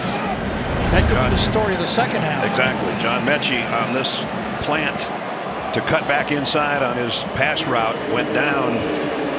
And we're going to check back in with Jamie, I think, and see what she's found out from Nick Saban about whether or not he's going to be able to play in this second half. Meanwhile, the Tide, I guess we'll know in a second because, well, there you see John doesn't have his helmet. Not a good sign. And they'll start from the 25 with a touchdown lead. And let's check in with Jamie. Yeah, we just saw John Metchie walk back onto the field out of the tunnel without his helmet on. And Brad, he had tears in his eyes. Nick Saban told me that he is out for the remainder of this game with a leg injury. Wow, a huge loss for Alabama's offense. Sure is. They had, talking to Roman Harper over there, former Alabama player, now broadcaster. And we saw what happened when Jameson Williams went out last week. The two of them together is the dynamic part of the offense. That's what I was just going to say. They got 112 and 97 yards between. You know, a big chunk of that for this guy. Now Georgia should be able to circle in on #1 now. He's in motion to start the quarter. They're going to flip it out there to him. And they didn't zoom in on him enough. He got close to a first down. Trends in the first half. You know, it's hard to ignore. First couple drives in the first quarter, there was nothing to show for it for Alabama, and then they really started putting it together. 24 points, 11 completions, 9 different receivers for Stetson Bennett, and there's the numbers on Metchie. And Williams now has 121 yards receiving with that last catch just a moment ago. Second down and a yard. Young down the middle, incomplete, intended for Billingsley. They have 2 guys in the area there. Kind of a crossing route. So we've been talking about the Georgia tight end and how it stresses the defense. I mean, that's nothing new for Alabama offense. You know, Irv Smith in the past, O.J. Howard, that was always a big part. And Billingsley's the guy this year that gets those plays from that tight end position. Gotten a little bit in Coach Saban's doghouse earlier this year, but he has emerged. Third down, 1. Low snap, Brian Robinson on the carry. He's got the first down, and he's got more out to the 40. And that has been a story of the game. Now that makes it 5 for 8. Alabama is on third down. You know, Georgia's went into this game first or second in every category, except third down defense. They're ranked 14th in the country. Alabama has taken advantage of that.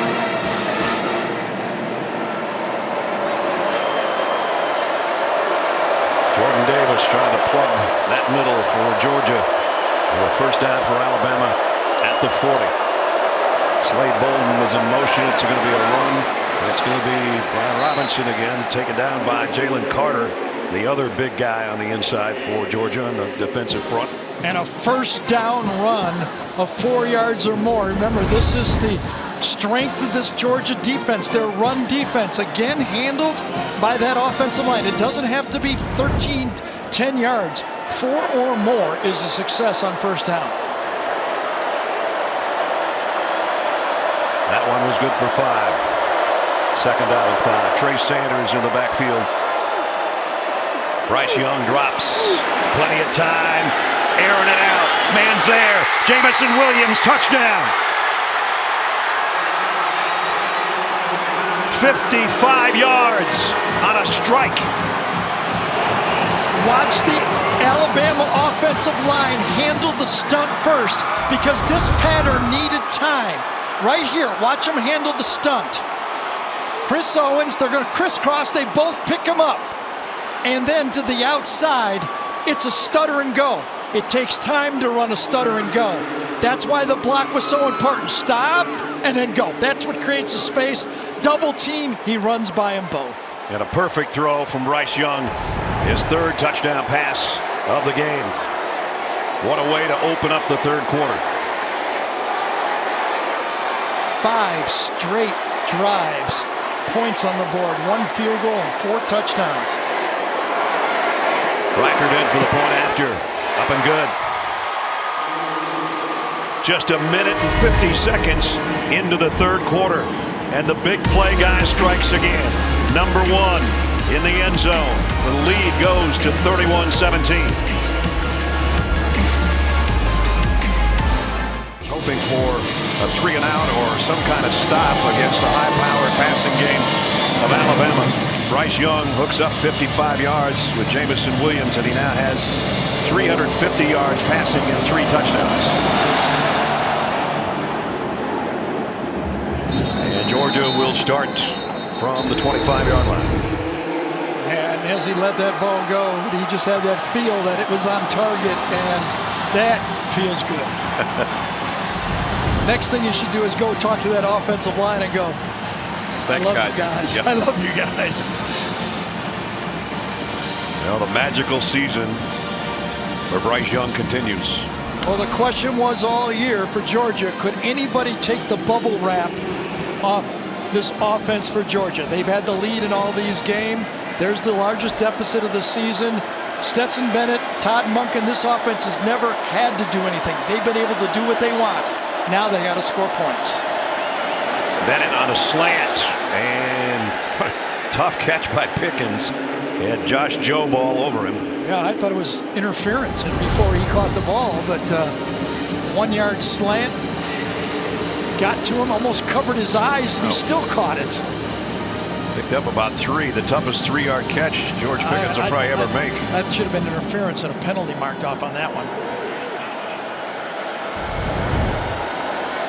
Pickens one play and he comes back out.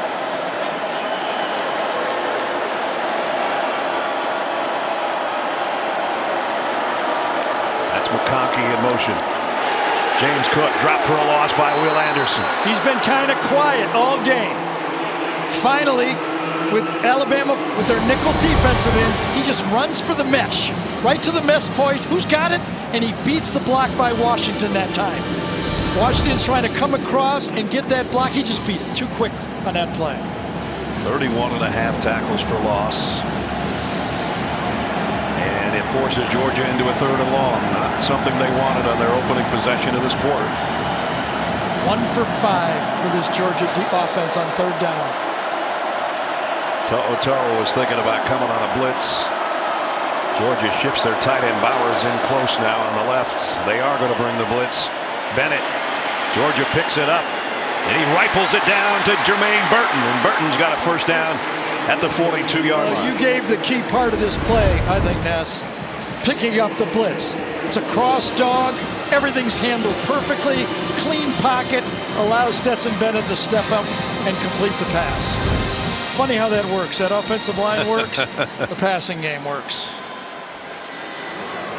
So Georgia's moved it to the 42-yard line.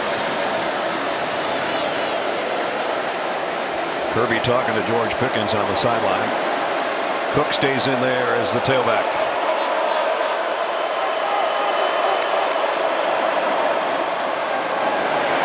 Bennett gonna go deep.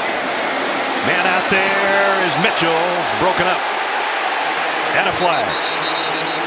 Well, you shouldn't be wagging your finger yet unless you look for laundry. Well, I'll tell you, one judge waved his hands off as no play, and then the back judge threw the flag. One judge says no, waved it off. Now they've in a little bit of a conference here to see what they're going to call. His left hand kind of grab him enough. Pass interference. Defense, number 1. 15-yard penalty for the previous spot. Automatic 1st down.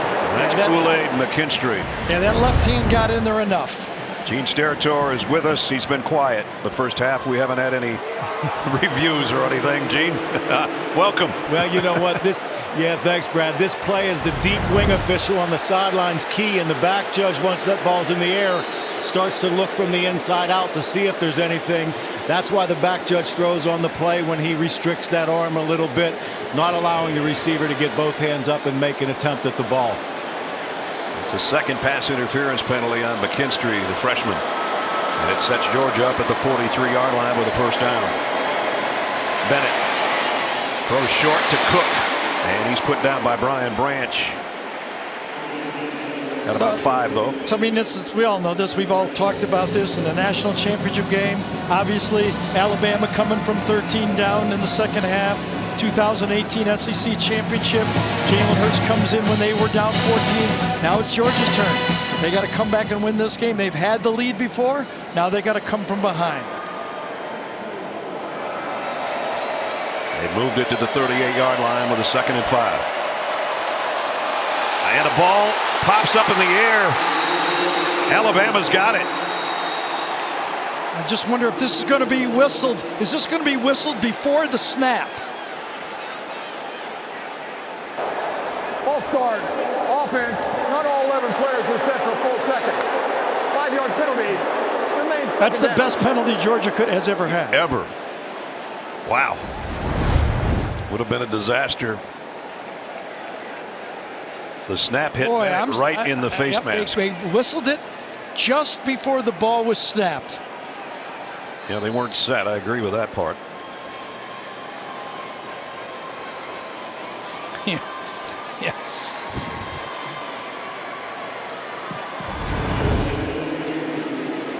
So harmlessly, it's 2nd down and 10. Georgia gets a break there 5 minutes into the quarter. Bennett throws nice complete. Catch. What a catch by Bowers. Yep. This guy said, what an athlete he is, isn't he? Yeah. I mean, now listen, the matchup here is, even though he's a hybrid tight end, does just enough blocking to stay in there, but he's the wide receiver at hands and route runner. Great hands on that one. First down at the 31. Play fake. Bennett steps up in the pocket. Now flushes out of it. Throws on the run to the end zone, too high, intended for Bowers. Kind of thought he should have ran that one. I mean, it's obviously a second guess, but on first down here, you know, picking up 5 yards would have helped his team. Nobody really open. There wasn't a touchdown throw. He had an easy 5 yards, and nothing really to throw to. No.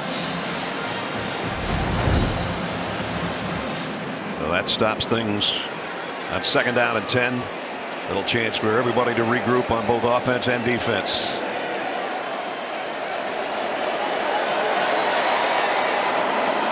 McIntosh with Bennett in the Georgia backfield. Going to flare it out to him. Looking for a block. Made one man miss. The rest of the Tide swarming to bring him down. So it was a very similar play that Ladd McConkey ran from the slot, this time to the running back. So it's the same blocking pattern. You'll see these offensive linemen go out, and they're going to try to cut it and cut back behind it, but nowhere to go on the play. A lot of traffic right in front that time. Braswell, number 41, was right there, nowhere to go. See, that's why that first down incompletion and not picking up the 5 yards comes back to haunt you on 3rd and 15. Well, even if Georgia doesn't get this third down, they'd like to get it closer for Podlesny. If they're going to try a field goal, here comes a delayed blitz. Bennett, look out from behind, got away. Now he's pointing to his blockers. Can he get there? He's close. Helms knocked him out. Well, this was an aggressive call by Pete Golding. 3rd and 15, he brings the safety blitz that he opened the game with. The lanes opened up, and just enough room, I think, for McConkey to make, for Bennett to get that first down. They have not moved the markers yet. It's real close, isn't it, one way or another? Right now, they've got the third down marker up there. That was a real aggressive call for Pete Golding. 3rd and 15. He doesn't really stretch it out as he goes out of bounds. I think it's just short. I do too, but we'll wait and see. Helms got to him. He was trying to get his arm out, it looked like. Gene Steratore is going to rejoin us, Gene. Yeah, I think Stetson Bennett had to make a decision whether he's going to put that ball out in front of him to try to get the first down or tuck the football to protect it. And in my opinion, he chooses to tuck it. It brings it back away from the line to gain. And as he gets knocked out of bounds, we know that is where the ball crossed the sideline when that occurs. And to me, I think he's about a half yard short. Heck of an effort. Remember, 3rd and 15 on this play. And so it's going to be 4th down and about a foot if that's what happens. See the pylon and the cam going with it. That's why everything went haywire at the end of this play on your screen. As Helms dives. After review, the runner was down at the 21.5-yard line. They'll make it 4th down, 1/2 of a yard. And now what do you do? Kirby Smart's got a decision to make. Oh, he's going to go for this. He knows he's got to get in the 30s. I think he goes for this. Tells that offensive line, I need a half yard. So here comes the Georgia offense. Is this a quarterback sneak with a push, or do they go shotgun? I'd like to see the quarterback sneak with a push from behind. The push would come from Zamir White if he doesn't get the carry. Bennett moves James Cook. And now moves his tight end Fitzpatrick from the other side. And it is Bennett. Doesn't need a push. Didn't need it. Good push by the offensive line. So that was pretty nice. They see the couple of shifts there makes the Alabama defense say, well, maybe they're just trying to get a delay of game here. So you just kind of ease up a little bit and then you go for it. So first down, back-to-back runs by Stetson Bennett. First, the 14.5-yard scramble, and then a 2-yard sneak. I think Pete Golding would like to have that one back. That 3rd down at 15. coming with a safety blitz, opened up the lane and gave Bennett an opportunity to get it short there. At the 20, just inside the 20. Zamir White. Georgia hasn't been able to establish much on the ground, and they don't get much there either. Remember, we talked so much about Georgia's defense. Alabama's rush defense is 4th in the country, so they're not a slouch. Giving up, what, 80 yards a game all year? Only one team really was able to run the ball against them, and that was Florida, and that was a quarterback kind of attack that they used, and that's not the attack Georgia uses. 11th play of the drive coming up. And Georgia's still 19 yards away from the Alabama end zone.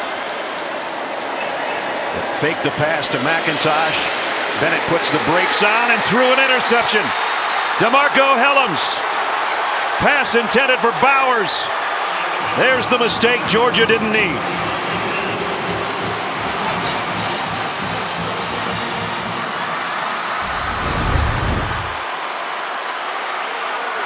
Fakes the blitz, wants to get it in the flat, it's covered, and then throws it without finding the safety. He wanted to go to Cook in the flat, that's defended. Oh, look at receiver stops on the play. Bowers stops. Quarterback thinks he's going to cross the defender. He stops, and you could see Bennett go, no.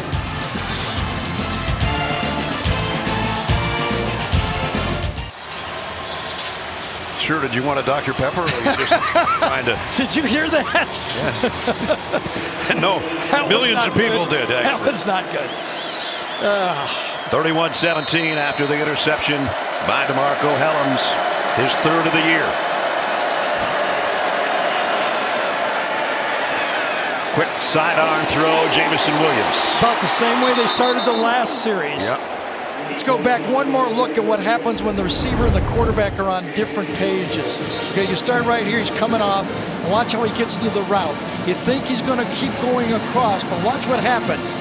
If you look at the other angle, once he stops, Helms beats him to the spot. He stops, and Helms looking at the quarterback, and he reacts to the ball.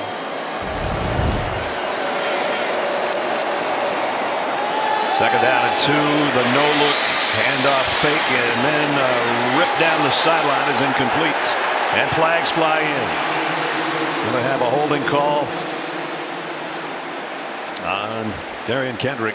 Yep, with his left hand, and look who's in the game. The hero of last week, Ja'Cory Brooks, is taking Metchie's spot. Defense number 11. 15-yard penalty for the previous spot.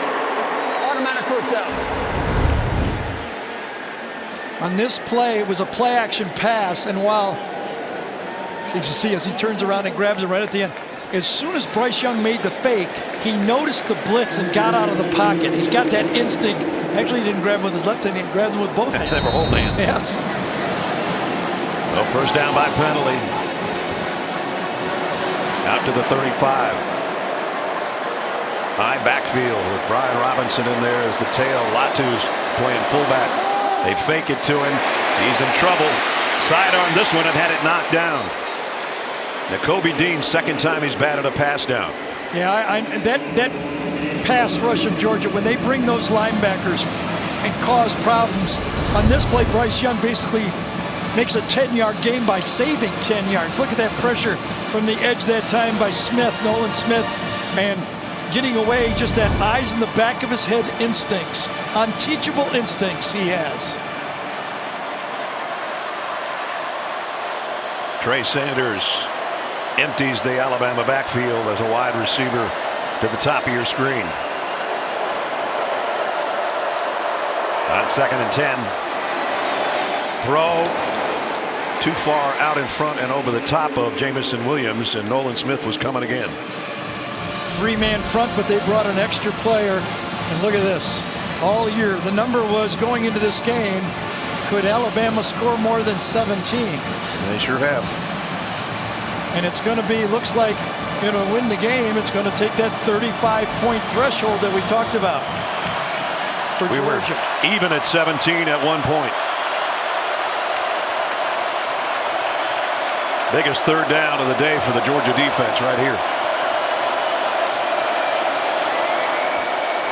Young backpedaling, in trouble, lofts one on the sideline. Nobody over there except Chris Smith, who almost picked it off. Well, 6-man attack that time from Dan Lanning. Can't get with him at 4. That offensive line held. So what do? You bring 6 and say, get it out of his hand.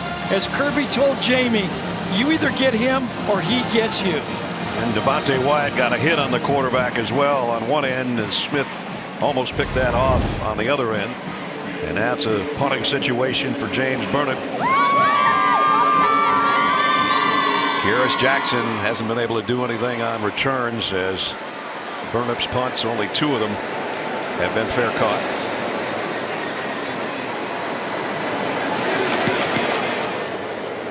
This one he might have a shot at from the 22. He only got about 5 on the return.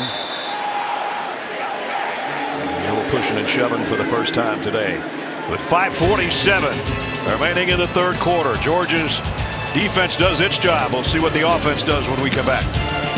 Line for Alabama, Gary. Did. Plus, Bill O'Brien, the offensive coordinator, has mixed it up.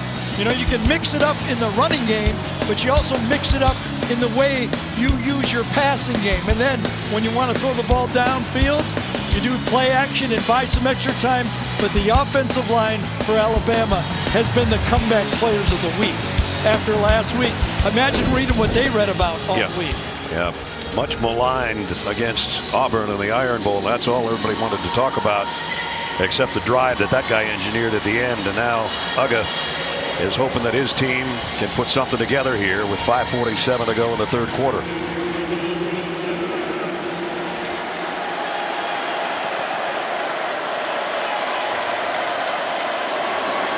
Throw out to Kearis Jackson. Got upended by Josh Jobe after a pickup of about 4. So again, there's the kind of the theme of playing defense in modern day college football. You must tackle in space. Everybody's going to attack you with those short passing games. And if you don't tackle effectively, Jameson Williams is getting 8, 9, 11 yards. 4 yards you can live with. There's the numbers for Stetson Bennett. Nothing wrong with those except that 1 interception. But they're not as good as number 9 on the other side. Cook stops and goes and got a couple. Helms brought him down. It'll be 3rd down. So again, only 1 sack in the game. I mean, again, these two teams are 3rd and 4th in the country in total sacks, and only 1. Both offensive lines doing the job. George Pickens is back in the Georgia lineup. And Will Anderson is lined up to the left of the quarterback this time. 3 tight ends.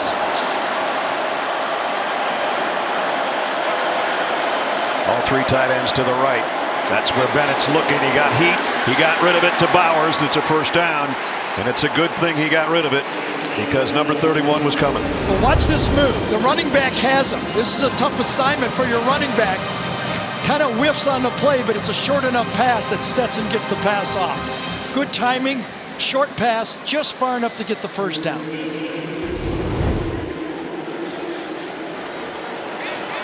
Surprised we haven't seen Pickens again, aren't you? Yep. Well, he was in on the last play, but it wasn't aimed his way. Yeah, nothing to him again. Rosame Jack Saint is down to the bottom of the screen as a wide receiver that way. Bennett's looking the other way. And he's looking to get out of there, and he doesn't. Down he goes, and it's Fedarius Mathis. Well, he could feel the pressure coming from his left side. Jamari Salyer does a good job of pushing Will Anderson by him to the outside, but he feels it. And he has to get out of the pocket, cleans, but one more guy from the blind side gets him. 8th sack of the year for number 48. And remember, this Georgia offensive line has only given up 8 sacks all year. They're the best in the country at it. 2nd down and 11. Bennett's going to run. Looking for a blocker. He reaches that time with his hand, and this time I think he got the 1st down by stretching the ball out as he was heading out of bounds. You see he's going to put it out there with the right hand. Yes. Kind of did the splits.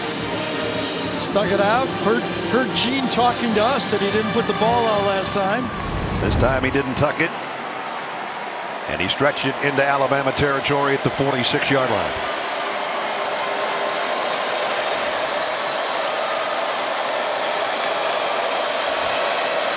McIntosh found a hole up the middle. Man, did he get through that in a hurry.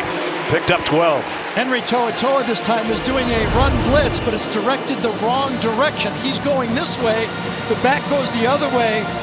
Van Pran handles him beautifully, the center that time, and that gashed the defense. Got it to the 34-yard line of Alabama. Kenny McIntosh, Zamir White, and James Cook sharing the tailback duties for Georgia. McIntosh stays in there.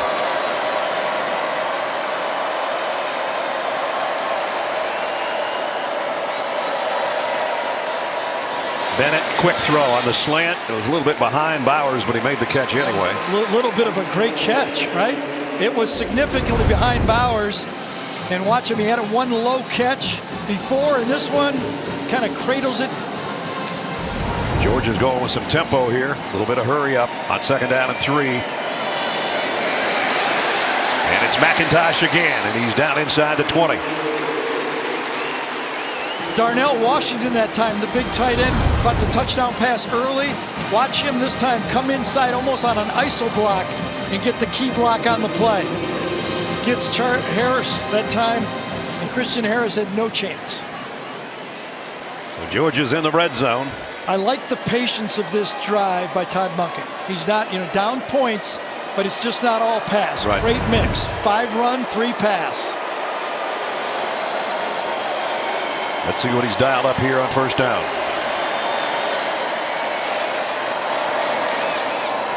Zamir White. Back to the line of scrimmage and maybe a half yard. That's about it. Byron Young in on the tackle. Under a minute to go in the 3rd quarter.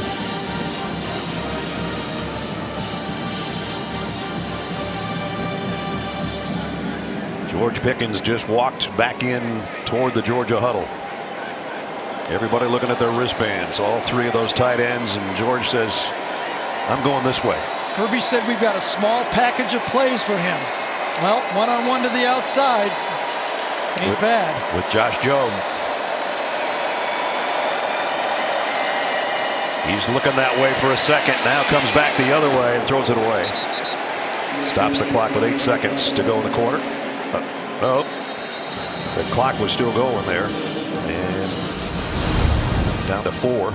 On this play, Josh Jobe knew he had help from a safety, so he forced him wide. Watch just into the picture. Did we get him? Not quite. Could have been a one-on-one throw to the outside. Maybe should have let it go. That was the safest throw to the outside of the field over there. Not sure where that 4 seconds went. Maybe it won't matter, but now they put 3 back on. Okay. Thank you, guys. 3rd down and 9. Remember last time they blitzed on this. Bennett to the end zone.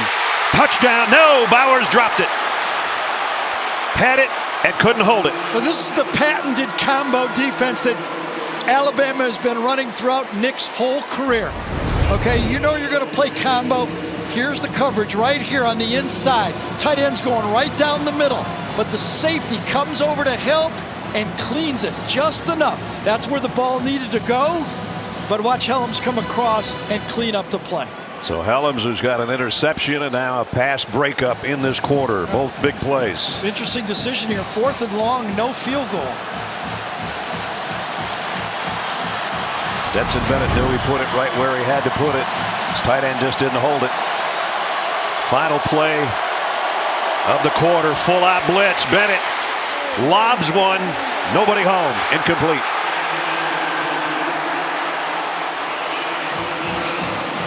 Boy, it's a big gamble by Kirby on that play. Taking the 3, it's a whole quarter left to play in this game, down 14. free runner, nowhere to go with the football, really. That one never had a chance. Nope. End of 3. Third-ranked Alabama still has Georgia's number, at least to this point. 15 minutes left. Don't go away.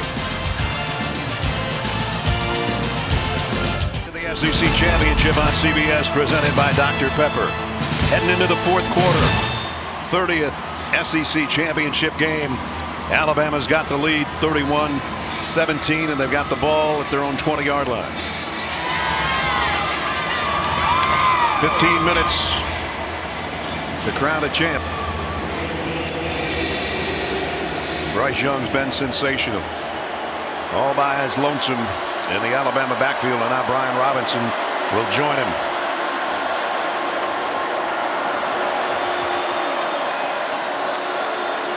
On first down, RPO, and the throw is his arm is knocked down as he tried to complete that across the middle. Welcome back to the booth, Brad and Gary. Jamie's down on the field. Last 2 drives for Georgia, 11 plays and 12 plays, both ended at the 19-yard line with an interception, and then on downs could have been points there. Right, and think about the fourth quarter, the contrast. Bryce Young threw 10 passes in that last drive against Auburn. Yeah.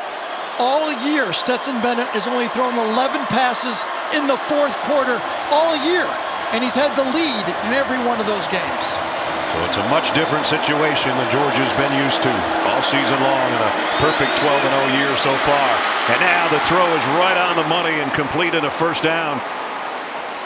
And that's Holden, his first catch of the night. And that depth, those recruited depth, those young receivers, all of them are 4- and 5-star players. They're going to have to be called on. Last week, Ja'Cory Brooks made the key catch. With Metchie out, other guys got to do it. And now Slade Bolden will get about a yard, and that's all. That's how you handle that quick screen, right? When leading by a couple touchdowns at any point, Nick Saban almost never loses. 160-4. Wow.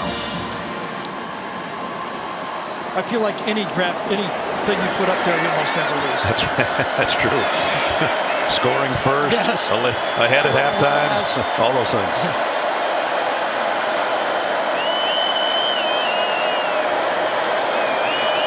Billingsley on the move. Throw complete, and it's Holden again. Bring up third down and about 3. Again, the respect for that blitzing pass rush from Georgia. When those linebackers come, they're tough to handle. Get it in and out of your hands, get it third and manageable. That's what they did.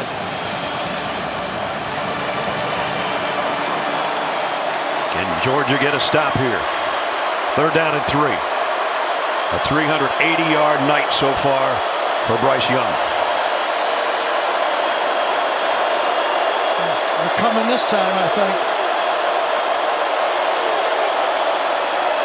Yes, they are. Young has to throw this one away, so they got the stop they were looking for.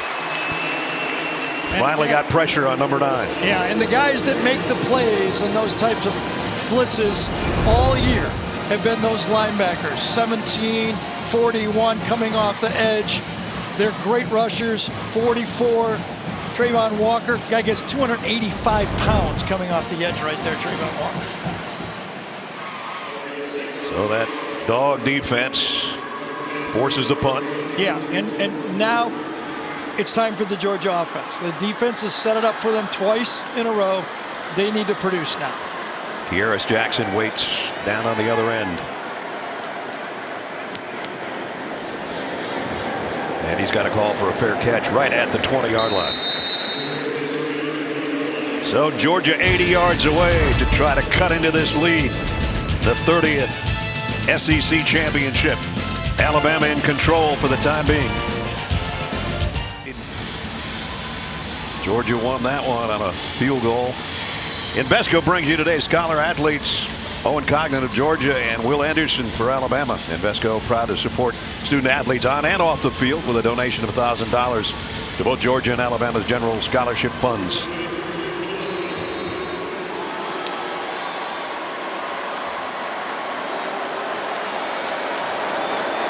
Kearis Jackson in motion. Bennett on a little toss to James Cook. They've got about 7. Yeah, Phil Mathis, number 48 there, in-line man on the line of scrimmage, just not quick enough to run that one down. The quick toss got him around the corner.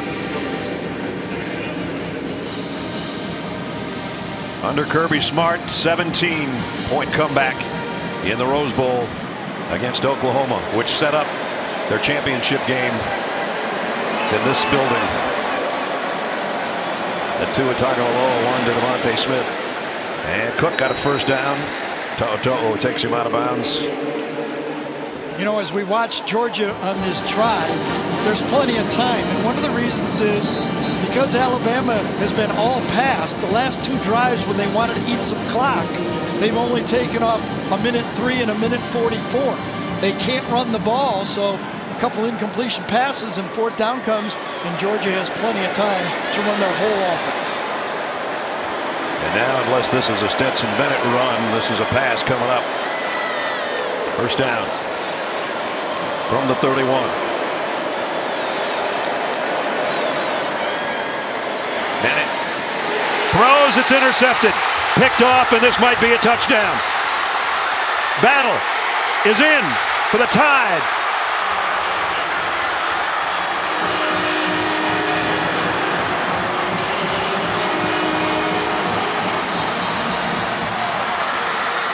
So Stetson Bennett thought he had two deep safeties. He didn't. He had a robber defense that time. He was fooled. He thinks it's too deep. It's not. He's going to cut through the play. He stalls, and then he's a robber, and he robs him. 40-yard robbery and a pick six for Jordan Battle. Second interception return for a touchdown this year. He pre-read it. He thought he had two deep safeties, a great disguise by Battle, and it produced 7 points. They officially call it a 42-yard return for the touchdown. Second interception suffered by Stetson Bennett today. One to Helms, that one to Battle, and the battle might be over.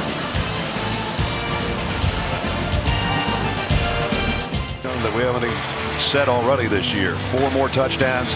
Jameson Williams not even playing right now, and he's got 184 and 2. Stetson Bennett 2 interceptions. That last one cost him 7 points. Most points by far allowed this season by the Georgia defense. And with just under 12 minutes to go in the ball game, Alabama looks like they're en route to their 12th win against one loss, and Georgia would be 12 and 1. I tell you, that's a high-level defensive play right there. You know, you can see a lot of quarterbacks making a mistake like that. It looks like too deep. You think you got the middle of the field. All of a sudden, you don't. Georgia's last 3 drives this half. An interception at the 19 by Helms. They went for it on 4th and long, and taken over on downs was Alabama, and then an interception for a touchdown. So now, what the Georgia fans have been thinking all year is Stetson good enough to win the big game. What will Kirby do? Go right back to Stetson Bennett? Looks like he is. Let's check in with Jamie. Well, all I can tell you is it's status quo down here when it comes to the relationship between JT Daniels and Stetson Bennett. They continue the conversation, but once again, Daniels nowhere near his helmet. He hasn't picked up a football. There hasn't been any conversation between the coordinators, coaches, to JT Daniels, so it continues to be Stetson Bennett. All right, Jamie, thanks. Numbers on JT Daniels, what little he has been in this year. Well, Stetson Bennett said coming in and only thrown 11 fourth-quarter passes. That was number 12. He's going to throw at least 12 more in this quarter. If he has a chance. Yep.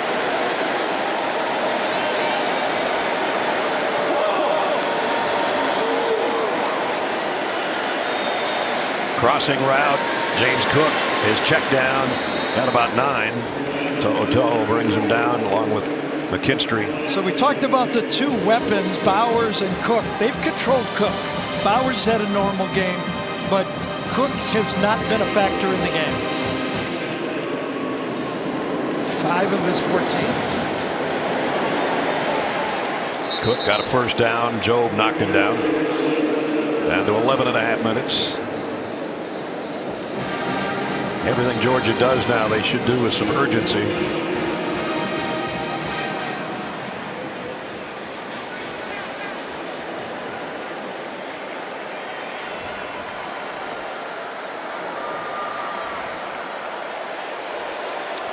First down at the 39.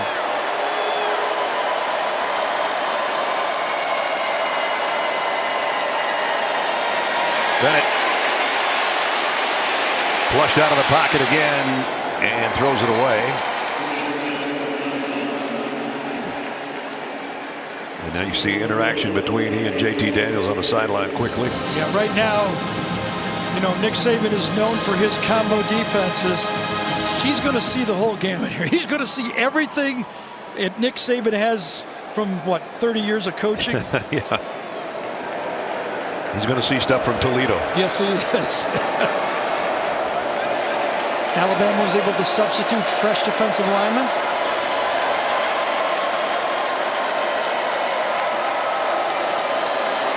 Just a four-man rush. Bennett deep middle. Oh, got it to Bowers. Wow. Man, oh man. You know, he's not up for the Mackey Award. And with all due respect to Charlie Kohler of Iowa State, Trey McBride of Colorado State, and Jalen Weidemeyer of Texas A&M, and probably Michael Mayer of Notre Dame. I guess it's because he's a freshman. 31-yard pickup. But he has had one heck of a season. Best tight end season ever. As good a throw as you can make against that coverage. He knew he had Christian Harris. Back is to him. He throws it right at the back of him. Perfect throw. Your tight end goes up and gets it. Makes a play. Christian Harris is down right now. It looked like maybe a cramp. And he's trying to walk it off.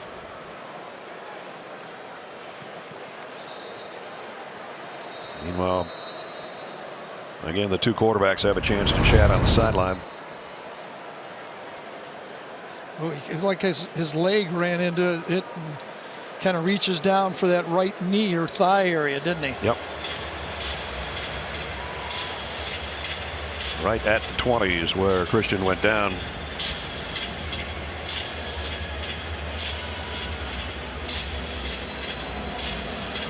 So he'll come off. Georgia has a second down and less than a yard. Now remember, it's going to be tough for Alabama to kill clock here, so you know, still a ball game. Fitzpatrick in motion. The throw is out to him. Bowers got the first down, but that's about it. That was the touchdown play earlier in the game. Remember when they had the tight end and the four offensive linemen? They're going to get the same look. Tight end's going to go out. This time it's Fitzpatrick, and there's the lineman downfield, but this time defended better by the Alabama defense. Yeah, it was McConkey that scored on that one earlier. But there's impressive numbers again for the freshman tight end. Came in as Georgia's leading receiver.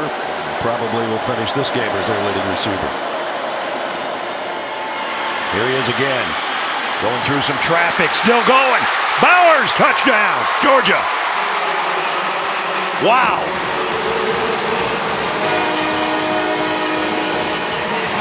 Nice drive, nice answer by Stetson Bennett right there. This was a blitz to the left side of the formation for Georgia. They had the same play on again. Blitz coming from this side. They throw it to the other side, and Bowers runs through 1, 2, 3 tackles. And remember, that's clock. When you take him down right there, it's going to take another minute off the clock. Big effort, big play by Georgia. That's ties the single season touchdown record for receptions. Terrence Edwards had 11. That guy's got 11 now, and it caps a quick drive, which is what they needed. 75 yards in 7 plays, a little over 2 minutes for Stetson Bennett to get it to number 19, his favorite receiver. And it's down to a 2-touchdown advantage for Alabama. 9:42 remaining in the fourth quarter. Reminder coming up before we're done, the play of the game presented by Jersey Mike Subs. Georgia got back within 2 touchdowns on another touchdown pass. Bowers 11th of the year. Today 7 catches, 100 yards and a touchdown. Just in the second half, 6 catches, 82 yards and a score.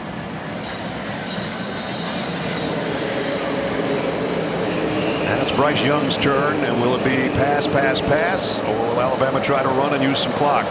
We'll see. Camarda to kick off. the tide will work from the 25. Ness, remember you got a 10-point lead on that interception by Stetson Bennett. They had these guys. Yeah. Okay? And they ran the ball 9 straight times to finish the game off before a pass to Devontae Smith to put it away. There's run number 1 for Brian Robinson for about 1.5 yards. Can they do that this year? Remember with Leatherwood at left tackle, they had Landon Dickinson at center, the 2 receivers over there, and Najee Harris, a healthy Najee Harris. Can they do that this time? 9 straight? How many straight are they going to be able to run it here and keep the clock?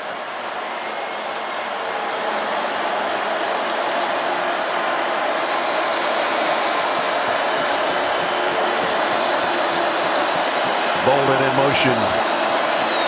They'll pass here. Maybe. Incomplete. 3rd down. 3rd down and long. I'm pretty sure Dan Lanning will be coming at him with those linebackers and off the edge from all different angles. And remember, only 1 receiver, no Metchie. That's his favorite guy. Crowd is trying to help the cause for the Georgia defense. Jameson Williams at the bottom.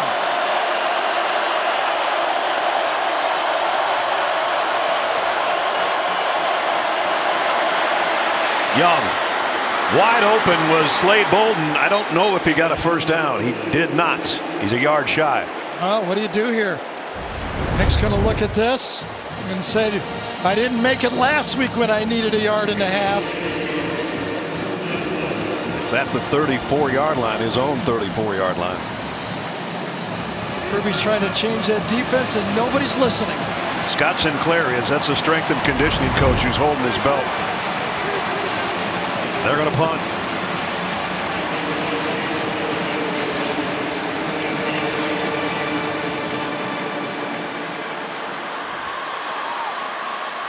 Looked a little confused bringing the punt team out there. Down to 2 seconds. They just got the snap away. And fair catch called for at the 21-yard line. So the last 3 drives, Alabama has not been able to take even 2 minutes off the clock on any of those 3 drives.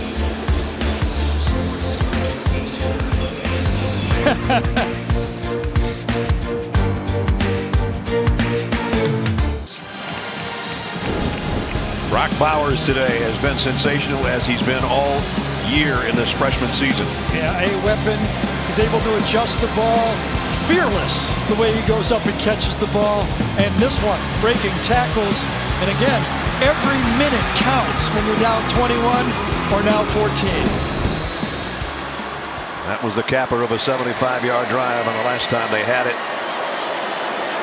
They'd like to go 79 right here. Bennett fires, got it to Bowers, and he's all the way out to the 40. James Bowers, zone coverage, goes behind. James Cooks holds the linebackers, and Bowers goes right behind it. Watch it, back holds the linebacker, throw right off the linebacker's head. Beautiful route, design, protection, and delivery. To the 40 and a 1st down. 4th time he's had over 100 receiving. Big numbers for a tight end or for anybody for that matter. Comes Will Anderson. Bennett got rid of it just in time. It's Bowers again to midfield, maybe to the 49 of Alabama. Can he put some pressure on? Pretty well gets around the corner, but just short enough route that he can't get to him. Fakes the toss sweep and then lobs it out there. He got hit from behind. McIntosh is the guy he was trying to get it to. I think Tim Smith is the guy that hit him in the back just as he was letting go of the ball. Quick pressure that time from Timmy Smith coming around on a stunt. Ball is thrown forward. It was close, but it was forward. He might not have gotten hit until after he threw that out there, but. Yep, we said he'd throw more in the 4th quarter than he did all year if they had any chance to win, and he will have to. 2nd and 10 at the 49. Four-man rush. Bennett deep over the middle late, and incomplete. Pickens was the intended receiver. So they've only been able to hook up once. George Pickens and Stetson Bennett. Will Anderson, I guess, lost his helmet. He's going to have to come out for a play.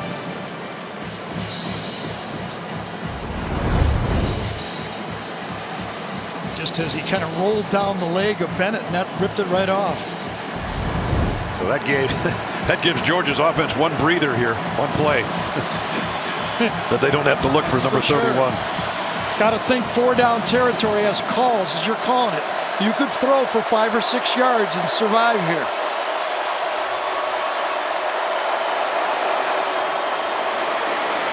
Bennett throws sidearm and incomplete again. Number 1 on number 1. McKinstry on Pickens. Yeah, there was no way he could run this one. He got outside the pocket, but he got pressure. He had to get rid of it. Good coverage.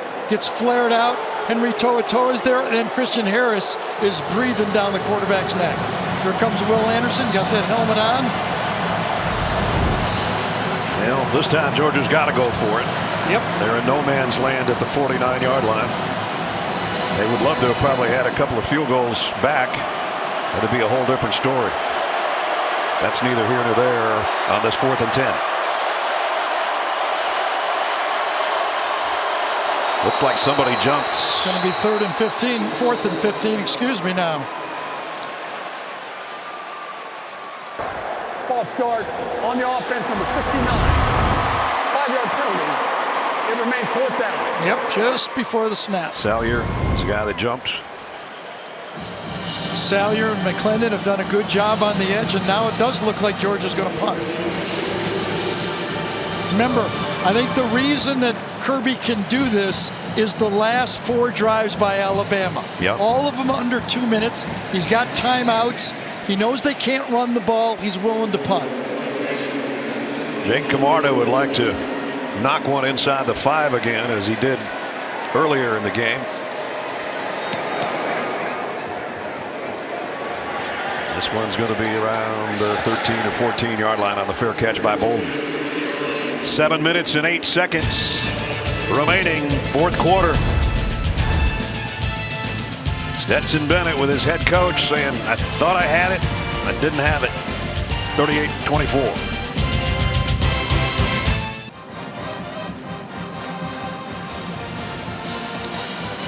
The college football playoff picture coming into today. Georgia undefeated and on top for the past 7 weeks. Michigan number 2, they play tonight. Alabama in the 3 spot and leading by 2 touchdowns. Cincinnati up 15 in the 4th quarter. Baylor beat Oklahoma State. So here we go. Yeah, I mean, look, if this score holds, still got some time. I mean, I think it's all pretty easy. If Michigan wins, they're in. I think we've got the 4 teams. Cincinnati will be 4th. If Michigan loses, holy cow. And 2 SEC teams. Yes, I think they will still. Georgia had too good of a year if they lose to be out of the playoffs. And Alabama, if they beat number 1, would be like a record number of times they've beaten a number 1 team over the course of seasons. Here's a run, and out of bounds goes Sanders. So again, and we talked about that game last year when Najee Harris, they ran the ball 9 straight times, and they put 6 minutes off the clock. 3 drives in a row, 4 minutes off the clock. Trey Sanders stays in. Clock's going. Should get that thing down to 5 before you snap it. No hurry. Brings Jameson Williams over and even has a word with him before he continues his motion. Georgia showing blitz. See if they come with it or back out. Number 5. Low snap. Quick throw. Broken up. Deflected. Billingsley, the intended receiver. Broken up by Poole. Poole done a nice job. Coverage right there. He's playing slant. Gets inside and handles Billingsley.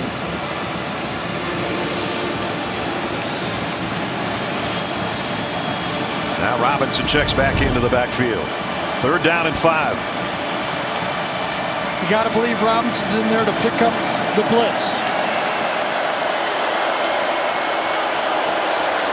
because it'll be coming. Here they come. Bryce Young fires down the middle, and he's got it to Slade Bolden. Big first down across the 40 out near the 44-yard line. Boy, pretty play this time from the bunch.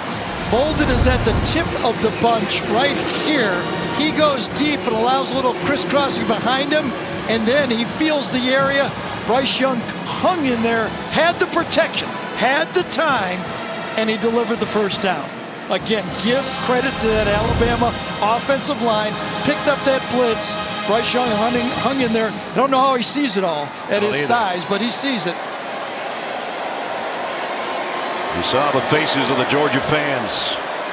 They've had that feeling before, more than once against Alabama. Loss of 2 or 3 for Robinson. Bryce Young today. He's done everything. Sure has. Including that little shovel pass. Gets the pressure, nobody's open, overloaded to the side he wanted to go. He says, well, then there better be nobody over here. And there wasn't. That's his 3rd rushing touchdown of the year, then aired it out to the speedster, Jameson Williams. Part of another remarkable day for number 9. If he wins today, do they just do the Heisman Trophy thing right here? I think we should just take it over to the College Football Hall of Fame down the street. That'd be good enough. Not over yet, but if he...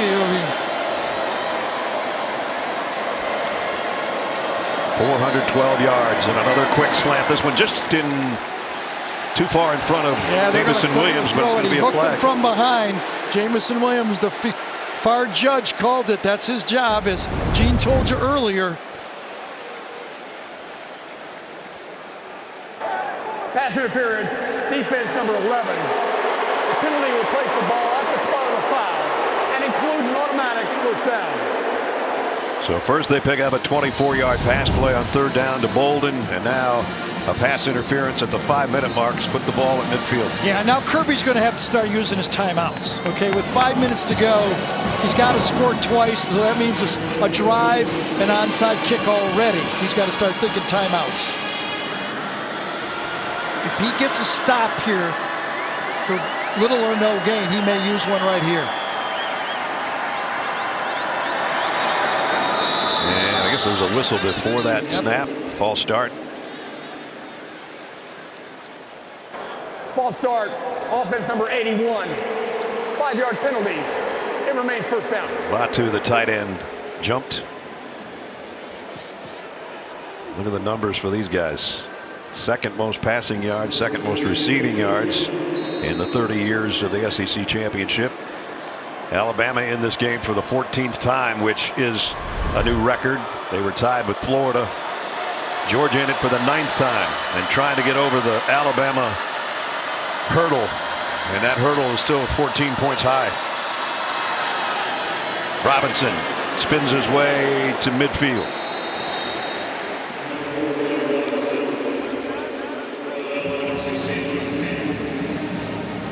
So now we're under 5 minutes. Boy, Kirby's going to hang on to the timeouts. It's going to cost him about 35 seconds.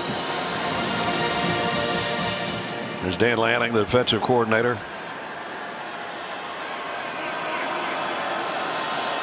Will Muschamp was right behind him too, former Florida and South Carolina head coach. He's on the Georgia staff now. All the wheels are turning over there, but the problem is they haven't been able to do anything about Bryce Young, no matter how many wheels are turning. Trey Sanders into the secondary. Big run by Sanders, one of his biggest ever for Alabama. No doubt about it. From the shotgun, good job that time. Left side, Evan Neal sets his man up wide, then turns him inside, and Trey Sanders, the former 5-star who's gone through so much, makes the big play. Another sub for Alabama, making big plays at the end of games. Trey, who had a foot injury as a freshman and then injured a hip in a car accident his sophomore season, had to rehab like crazy. He's hurt right now, but he's going to feel better when he sees that run. I don't know what happened to him when he got to the sideline, but that was a huge play and a first down. And now it's back to Brian Robinson, who just wants to stay in bounds. Georgia's going to shove him out.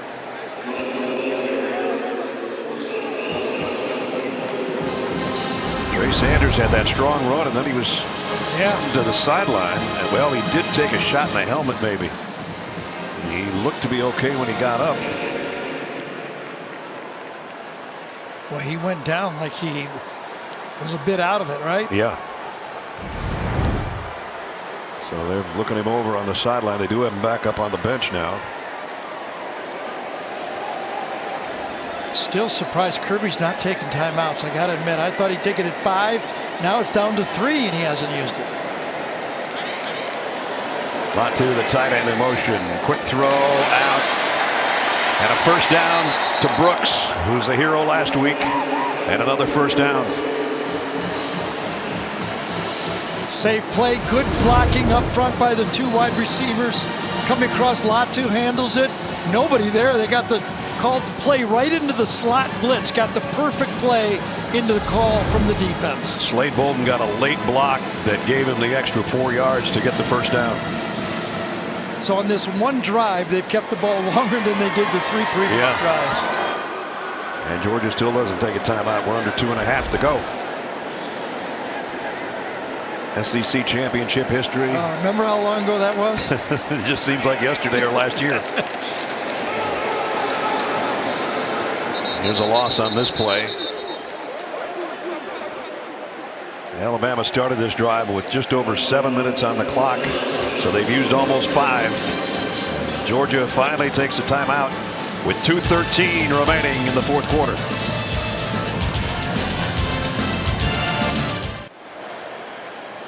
.213 remaining in the fourth quarter. Alabama with a 2-touchdown lead. As we take a look at the player of the game presented by Mercedes-Benz. Was there ever a doubt? Here's the numbers on Bryce Young today. 421 more yards passing, 40 on the ground, including a rushing touchdown. On the year, he's over 4,300 yards throwing the ball and 43 touchdowns and 3 on the ground.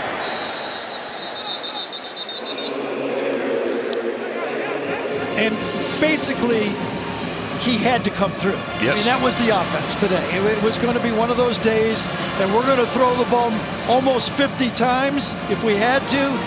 He's at 44 throws.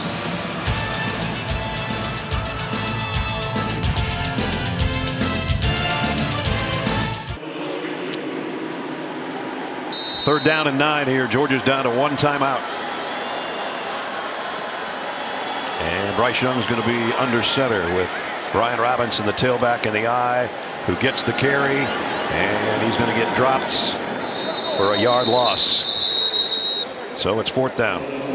Alabama will go field goal, trying to make this a 3-possession game. What a drive. That's the drive they needed. That crossing route to Bolden, that was the play. Yep. The offensive line picked up the blitz, handled it, picked up the first downs, and that really what broke it open. That throw to Bolden was good for 24 yards, got him out to the 43-yard line, and then they went back to the ground game. Trey Sanders got him a big run, was shaken up, came back in. Brian Robinson got him where they are right here as Reichard will try field goal of about 41 yards. Well, I remember years back when Georgia blocked one against Alabama and Alec Ogletree took it all the way. They could use one of those now. Jalen Carter's blocked a kick this year. Jordan Davis has blocked a kick this year. Yep. This will be a 41-yard field goal attempt.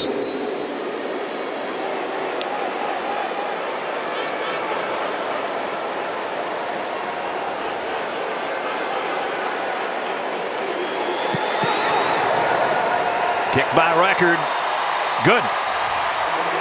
To pad the lead.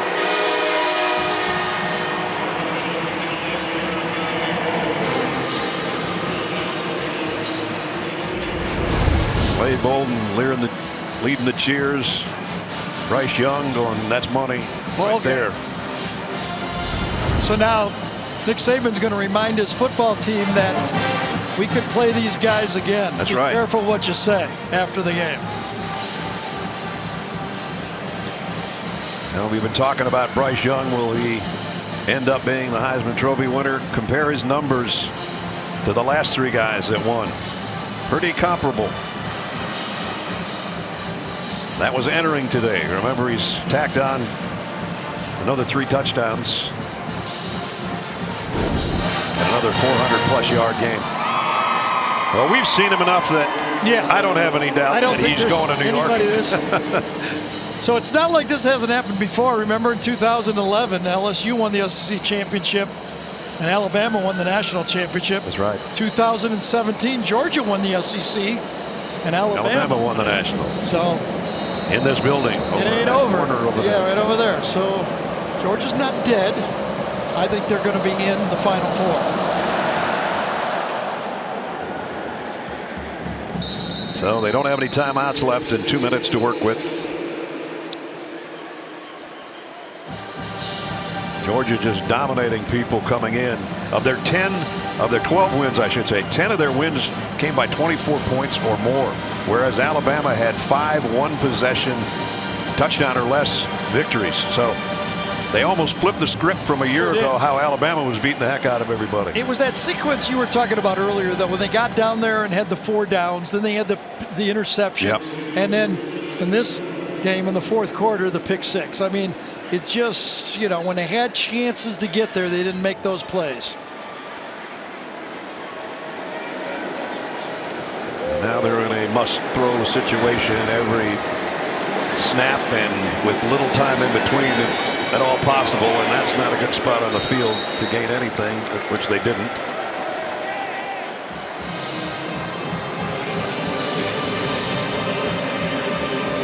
So the first time Georgia has ever gone 8-0 in conference play, but the +1 here in the SEC championship is going to go Alabama's way. Blitz coming, throws to the outside to who else? Bowers got what he could, got out of bounds.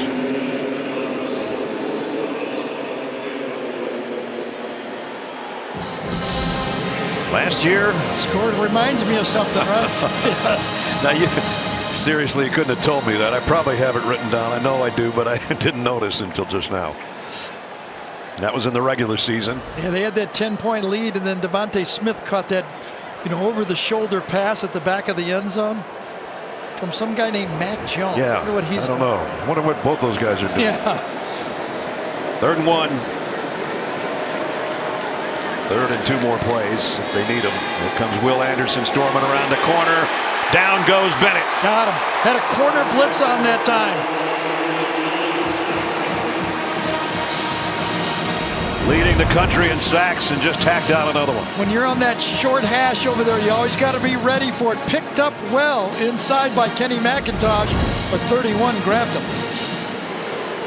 Might be the last play right here. Unless they connect. And 4th and 7+, they will. McIntosh gets the first down, but they're under a minute. No way to stop the clock except to move the chains.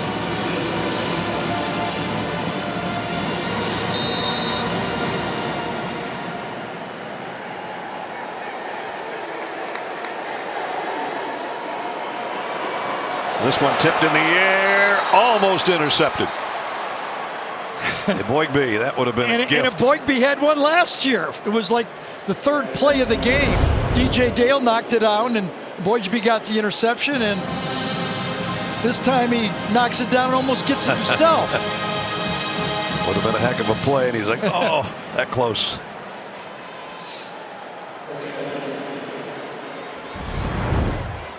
So 44 seconds left, and then the celebration will begin. This crowd was probably, I'd say 65% Georgia loaded today in Mercedes-Benz Stadium. And so the ones that are hanging around still making noise are Alabama fans. Giddy again, and they can gloat again because they're going to be able to beat Georgia again. And as my old friend Ric Flair used to say, to be the man, you got to beat the man. And so far, they can't beat the man. Well, so far is the key word, right? And he'll be 25-1 against former assistant coaches. Jimbo Fisher broke that streak in the game we saw at Texas A&M. Everybody was wondering who the first one would be, if it would be Jimbo or Kirby or Lane Kiffin, whomever. That part's gone, but Alabama's propensity to beat #1 teams in the country continues, and I think this is a record for them now on beating #1 teams.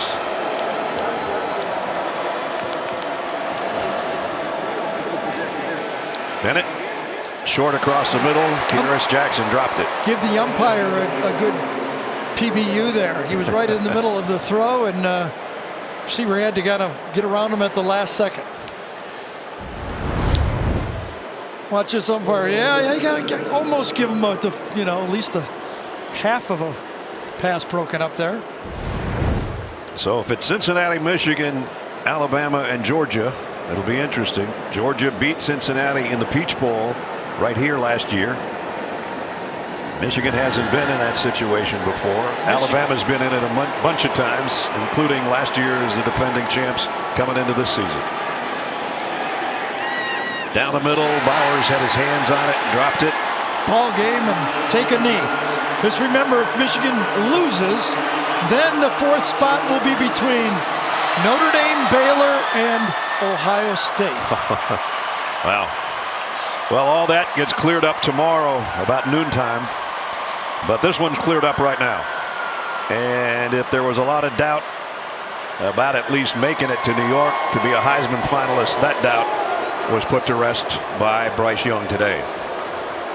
And that tells the story of the Georgia fans who continue to have that heavy weight on their shoulders and their team's shoulders because they can't beat the team in crimson. I think the players of the game, obviously the player of the game is Bryce Young, but number 2 for me, that offensive line for Alabama. They showed up. Been a long week. They practiced hard, and they played a heck of a game. They sure did. And as we said about 4 hours ago in the open, heavy is the head that wears the crown. Well, the crown is still Alabama's as far as SEC champions, because the Crimson Tide are your 2021 Southeastern Conference champions in this 30th title game. And two guys that worked together for a long time, good friends, except when they get together in this building, it's more fun for Nick than it is for Kirby. Congratulations to Alabama.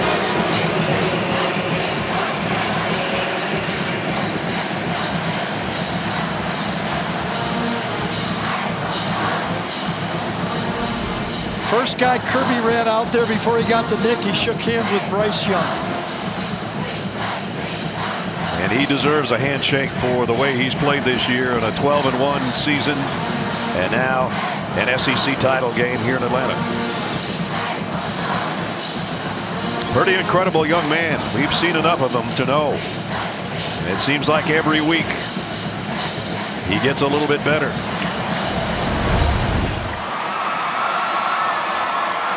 There's one happy star, Will Anderson, who just got a sack near the end of the game. Stetson Bennett played well, but not good enough. And the interceptions hurt. And the Georgia team will hurt for a while. Let's go down to Jamie with Coach Nick Saban. Coach, you just put 41 points up on a team that was only allowing 7 a game. Did your team just play the perfect game? Well, we did play great on offense, and obviously Bryce played a magnificent game. The receivers did a good job.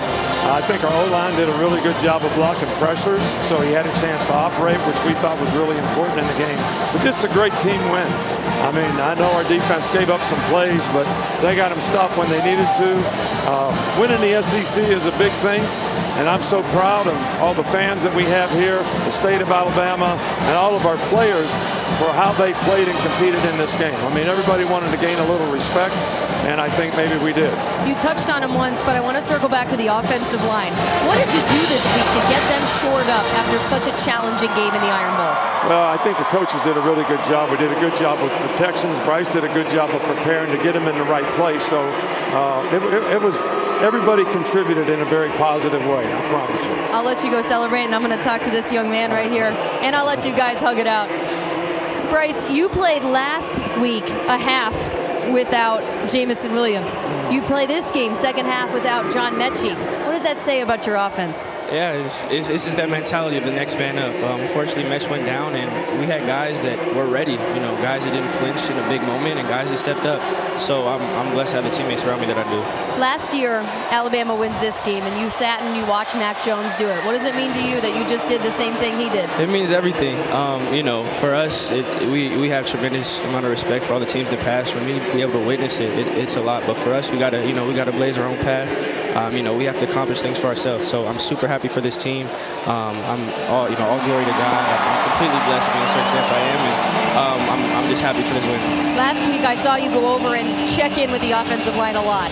These meetings today were a little different with them. What were you telling them today? I mean, the offensive line did a tremendous job, and obviously against a really, really good front, they took the challenge, they stepped up, they played lights out all night, and for me, you know, that's something that maybe you don't see every down, but that's what makes an offense successful is the O-line and them up front. So I'm super happy to have them up front, and they played tremendously. You're an SEC champion. Congratulations. Appreciate you. Bryce can't wait to put that T-shirt on once he's done talking to Jamie. Sensational game for him. Henry To'o, their leading tackler. Big game again. And Kirby Smart, same story, different year. SEC champions again, Crimson Tide of Alabama. They might meet again.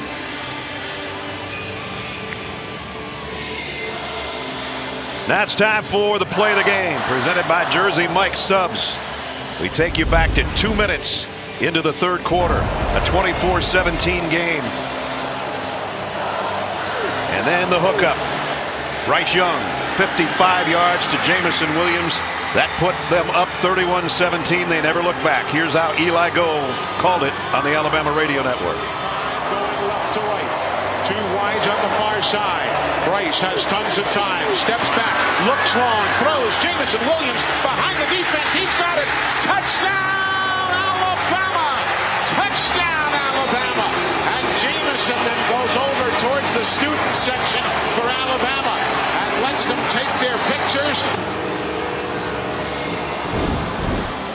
And so that was the capper, really, as Alabama just kept rolling at that point, and they go on to a 41-24 win. Impressive, Gary. We've seen these two teams, I don't know, between Georgia and Alabama, I think we've seen them 11 times, 12 times. I don't know what it is, but two teams that you and I feel are both going to be playing some more. I think they'll be there, and I think this has a different feel. When Kirby and Georgia has lost in these games here, it felt like the end of everything. Right. I think they think they're going to be in it, and they've got another shot at Alabama. It doesn't feel as devastating as those other losses were. I know you're talking to the Georgia fans out there right now. They're going, it feels pretty devastating to me. Well, it's still, you know, this is a yeah-but league. For everybody else, it's yeah, but you're not as good as Alabama. Right now for Georgia, you had a great year, but yeah, but you didn't beat Alabama. Well, they might get another shot at them. We'll wait and see who the 4 is tomorrow. But 41-24 is the score tonight. And the Crimson Tide of Alabama are your Southeastern Conference champions again.